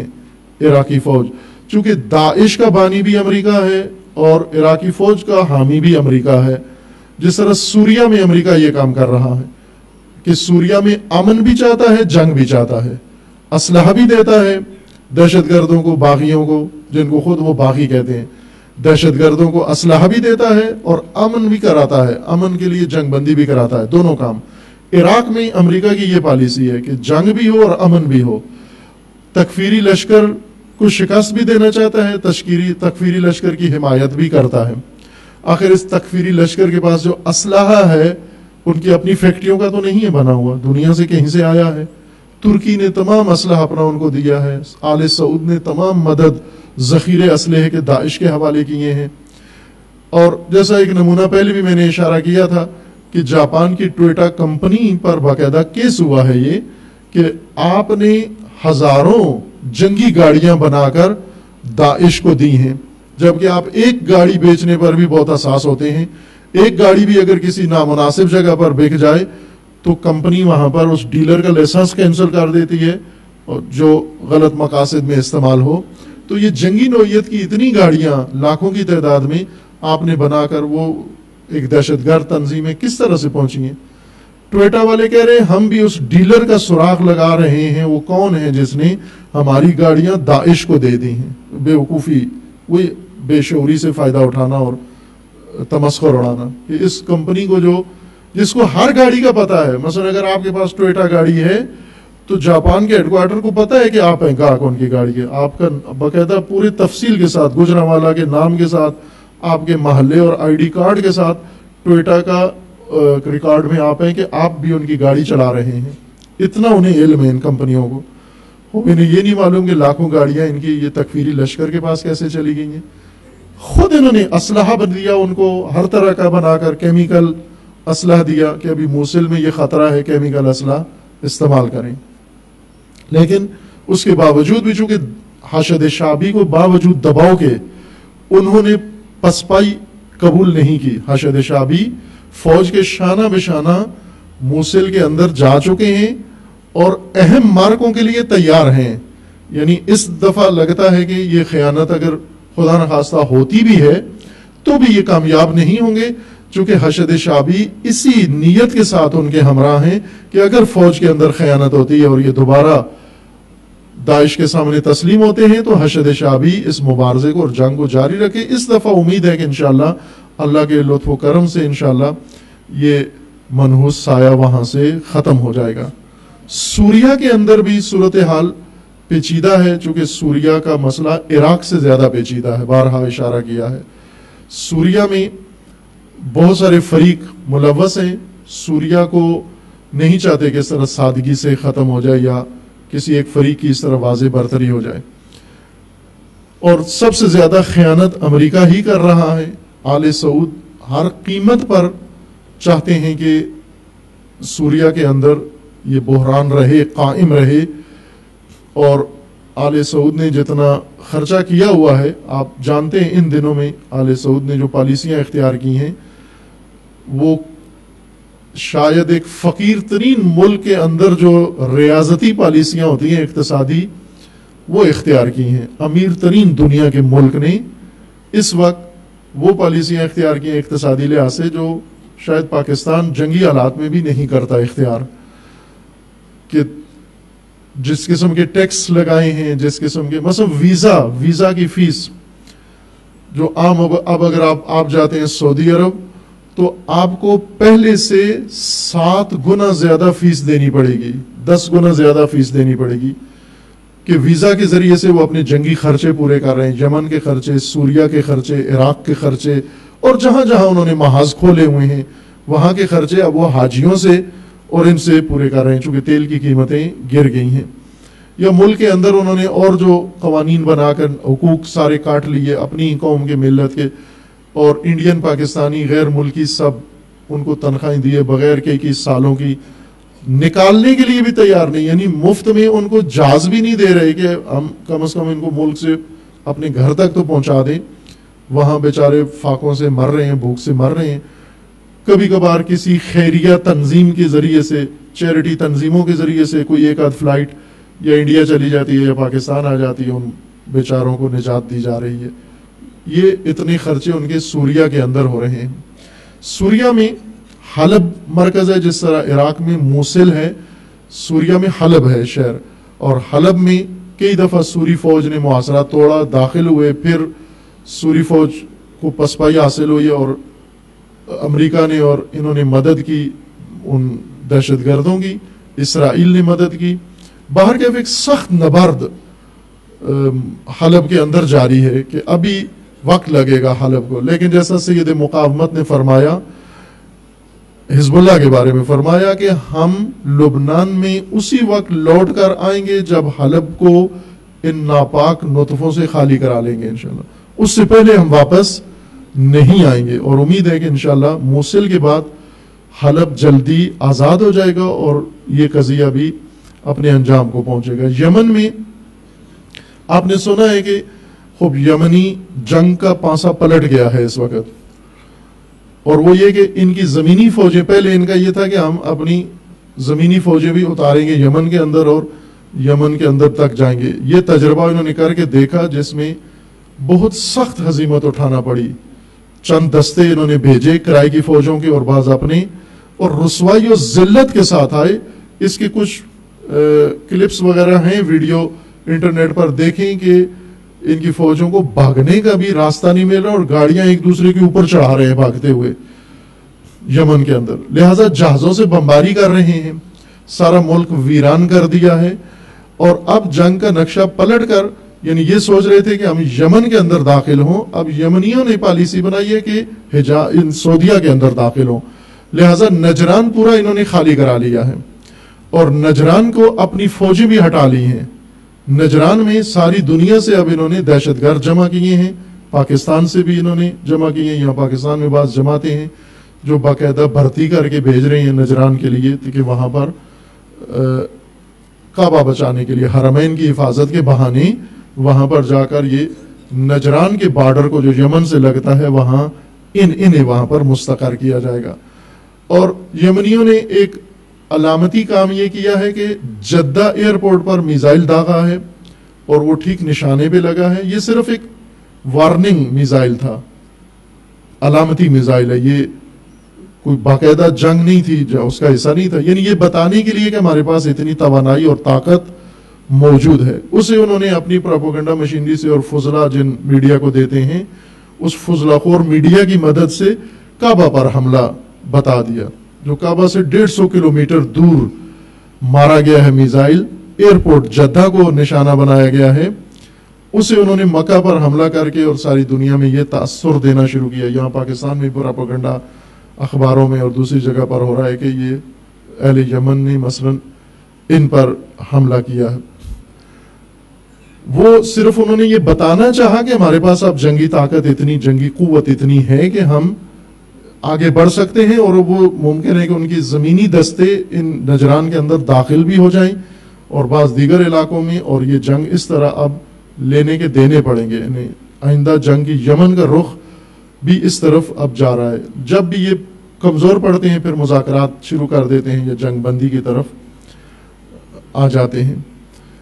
خوب یہ مجموعی حالات ہے کہ بحرین میں وہ قضیہ جو تھا شہریت معطل کرنے کا اور کینسل کرنے کا، رہبر تشیع بحرین کا وہ اپنی جگہ قائم ہے، اور بحرینی بھی اپنی استقامت بھرپور دکھائی ہے، ہمت کی ہے انہوں نے کہ اپنے رہبر کے قریب نہیں آنے دیا، نہ پولیس کو نہ دوسری فورسز کو، اور ان کے گھر کے باہر جمع ہو جاتے ہیں، مہینوں وہاں پر قیام کرتے ہیں تاکہ کوئی ان کے قریب نہ آئے، متعرض نہ ہو. باہر کے بحرین بھی چونکہ مکمل طور پر آل سعود کے اختیار میں ہے اور مشکل میں ہے، شدید مشکل کے اندر ہے، لیکن مقاومت اہل بحرین کی پہلے سے زیادہ بڑھ گئی ہے. یہ مجموعی طور پر اہم قضایا تھے جو میں نے آپ کی خدمت میں عرض کیے ہیں، جن کی صرف یہ سرخیاں ہیں. یعنی اب ان کے ذیل میں تفاصیل ہیں جو یہاں نہیں ہے، وقت نہیں ہے کہ اس تفاصیل کو کسی اور نشست میں یہ بعض حالات حاضرہ کی تجزیہ تحلیل کی ہو تو وہاں تفصیل کے ساتھ اور اعداد و شمار و ارقام کے ساتھ انشاءاللہ بیان ہوگی. اور سب سے اہم مطلب جو وہ 40 ہے، چہلم میں حضرت سید الشہداء علیہ الصلوۃ والسلام پوری دنیا کے اندر، پاکستان میں اور بالخصوص حرم سید الشہداء علیہ الصلوۃ والسلام میں، کہ ایک بہت ہی بے نظیر بے مثال اجتماع ہر سال 40 میں منعقد ہوتا ہے. اس سال بھی ایسے ہی امید و توقع ہے کہ پہلے سے زیادہ جمعیت وہاں پر ابھی سے قافلے جانا شروع ہو گئے، پوری دنیا سے شروع ہو گئے ہیں، اور وہ بہت اہم رویداد ہے ہر اعتبار سے 40. اور ظاہر ہے یہ معمولی نہیں ہے، دنیا اس کو کسی اور تناظر میں اس اجتماع کو دیکھتی ہے. اس اجتماع کا رخ آہستہ آہستہ اسی جانب ہو رہا ہے جدھر ہونا چاہیے، جس جانب اس کا رخ ہونا چاہیے اس طرف ہو رہا ہے. پورا نہیں ہوا لیکن بن رہا ہے آہستہ آہستہ، اور خدا کرے کہ ایک دن انشاءاللہ ایسا آئے جس مقصد کے لیے یہ عزاداری کا سلسلہ شروع ہوا اور حکم دیا گیا کہ برپا کرو عزا، اس جہت اور اس مقصد کی طرف عزاداری کا رخ ہو رہا ہے. مقابلے میں بھی شدت ہے، عزاداری کا رخ اس جہت سے موڑنے کے لیے کسی اور سمت میں عزاداری کا رخ موڑنے کے لیے بھی بھرپور توانائیاں صرف کی جا رہی ہیں. اور پہلے سے زیادہ اس سال خصوصاً MI6 تشیع نے جو پوری دنیا کے اندر حرکتیں کی ہیں، پہلے سے زیادہ شدت لا رہے ہیں کہ عزاداری کو اپنے اس مقصود سے، اپنے ٹریک سے ہٹا کے نعوذ باللہ وہ اپنے ناپاک عزائم میں اس کو استعمال کریں. ہر قسم کا طبقہ اس میں بھی شامل ہے، لیکن اس کی پشت پر برطانوی ایجنسیاں اور برطانوی نظام ہیں جنہوں نے برطانیہ کے اندر ہی ایسے افراد بٹھائے ہوئے ہیں اور ان کے ذریعے سے پوری دنیا میں اپنے جو رابطے ہیں ان رابطوں سے فائدہ اٹھا کر، مثلا میں عرض کر دیتا ہوں، ایک ان کا ہدف یہ کہ شیعہ سنی اختلاف کو ہوا دینا اور جنگ، ہر دنیا کے ہر کونے پر جہاں بھی شیعہ ہے شیعہ سنی اختلاف میں ملوث کرو. شیعہ کہیں بھی رہتا ہے اس کو صرف ایک ہی بات میں ملوث ہونا چاہیے، شیعہ سنی جنگ میں، فرقہ واریت میں. ان لوگوں کا، اس طبقے کا یہ ہدف ہے پوری دنیا میں. اور ہندوستان میں اس وقت خصوصیت کے ساتھ یہ عمل ہو رہا ہے کہ ہندوستان میں مودی کی پالیسی یہ ہے کہ مسلمانوں کو بہترین طریقہ یہ ہے کہ ان کو آپس میں فرقے کی جنگ میں الجھا دیا جائے. کشمیر میں بھی اور دیگر مقامات پر بھی شیعہ سنی مسئلے کو ہوا دی جا رہی ہے. ایسے ناباب قسم کے خطیب ہیں جو یا نادان ہیں، احمق ہیں، یا باقاعدہ طور پر پیڑ ہیں جو ان کی حکمت عملی پر عمل پیرا ہیں، دونوں طرف سے ہیں ایسے. یہ حرکت، یہ ان کا ایک فارمولہ ہے کہ پاکستان ہو، افغانستان ہو، جہاں بھی ہو، ٹی وی چینل ہے ان کے، کافی ہے یہ میری بات کی تصدیق کے لیے. اگر آپ چاہتے ہیں تصدیق کرنا تو آپ ان کے ٹی وی چینل کھول کے دیکھیں اور 5 منٹ سن لیں ان کے 5 ٹی وی چینل، تو آپ کو ساری حقیقت کھل کر سامنے آ جائے گی کہ یہ طبقہ کیا چاہتا ہے. لیکن جیسا کہ عرض کیا کہ تشیع کی مشکلات بھی بہت عروج پہ پہنچ گئی ہیں، لیکن تشیع کا سفر بھی الحمدللہ اللہ کے لطف و کرم سے بہت عظیم عظمت کی طرف جا رہا ہے، اور ہر روز اس کے عظمت میں اضافہ ہو رہا ہے. اسی کا ایک سلسلہ ہے یہ 40 کا اجتماع بھی، اور امید ہے کہ ایک دن ایسا آئے انشاءاللہ کہ یہی 40 کا اجتماع اپنی اس جہت میں آئے جو جناب سیدہ ثانیہ زہرا نے مقرر کی تھی، اور تسخیر کرے انشاءاللہ یہ اجتماع عراق کو بھی اور عرب سرزمینوں کو بھی اور پوری دنیا کے اندر حق کا پرچم لہرانے کا سبب بنے انشاءاللہ. یہ خداوند تبارک و تعالیٰ کی بارگاہ میں دعا گو ہیں. اللہم بحق اسمک العظیم الاعظم الاعز الاجل الاکرم یا اللہ یا اللہ یا اللہ یا اللہ یا اللہ یا اللہ. خداوندہ بحق اسماء حسناء خود، بحق انبیاء، بحق اوصیاء، بحق اولیاء، بحق رسول اللہ، بحق آل رسول، بحق سید الشہداء، بحق شہداء کربلا، پروردگارہ تمام امت اسلامیہ کو ظلم و ستم سے نجات عطا فرما، ان ظالمین کو ظلم سمیت نیست و نابود فرما. پروردگارہ بحق محمد و آل محمد امت اسلامیہ کو فتنوں سے رہائی عطا فرما، ان فتنہ گروں کو فتنوں سمیت نیست و نابود فرما. خدا بندہ بحق محمد و آل محمد حزب اللہ کو کامیابی عطا فرما، سید مقاومت سید حسن نصر اللہ کی حفاظت فرما، رہبر معظم انقلاب اسلامی کا سایہ دراز فرما، انقلاب اسلامی کو دشمنوں کے شر سے محفوظ فرما، انقلاب اسلامی کو انقلاب امام زمان سے متصل فرما، مملکت پاکستان کی حفاظت فرما، اس ملک کو اندرونی بیرونی دشمنوں کے شر سے محفوظ فرما، ملک کے اندر امن و امان قائم فرما، اس ملک کے اندر خیانت کرنے والوں کو رسوا فرما، ملت پاکستان کے اندر شعور بیدار فرما، انہیں اتحاد و اتفاق عطا فرما. پروردگارہ بحق محمد و آل محمد اس ملک کو ناامن کرنے والے، دہشت گردی کرنے والے، فرقہ واریت، تفرقہ اور نفاق پھیلانے والوں کو نیست و نابود و محو فرما، ان کے حامیوں اور بانیوں اور سرپرستوں کو رسوا فرما. پیروان امیر المومنین جہاں کہیں بھی عزاداران سید الشہداء، بالخصوص حجاز میں، یمن میں، بحرین میں، شام میں، لبنان میں، افغانستان میں، نائجیریا میں، کشمیر میں، ہندوستان میں و بالاخص پاکستان میں، ان کے عزت و مال و جان و ناموس کی حفاظت فرما. اپنے ولی حق ولی اللہ العظم اجل اللہ تعالی فرج و شریف کا جلد از جلد ظہور فرما. ہمیں حضرت کے اعوان و انصار میں سے ہونے کی توفیق عطا فرما. اعوذ باللہ من الشیطان الرجیم، بسم اللہ الرحمن الرحیم. قل هو اللہ احد اللہ الصمد لم یلد ولم یولد ولم یکن له کفوا احد.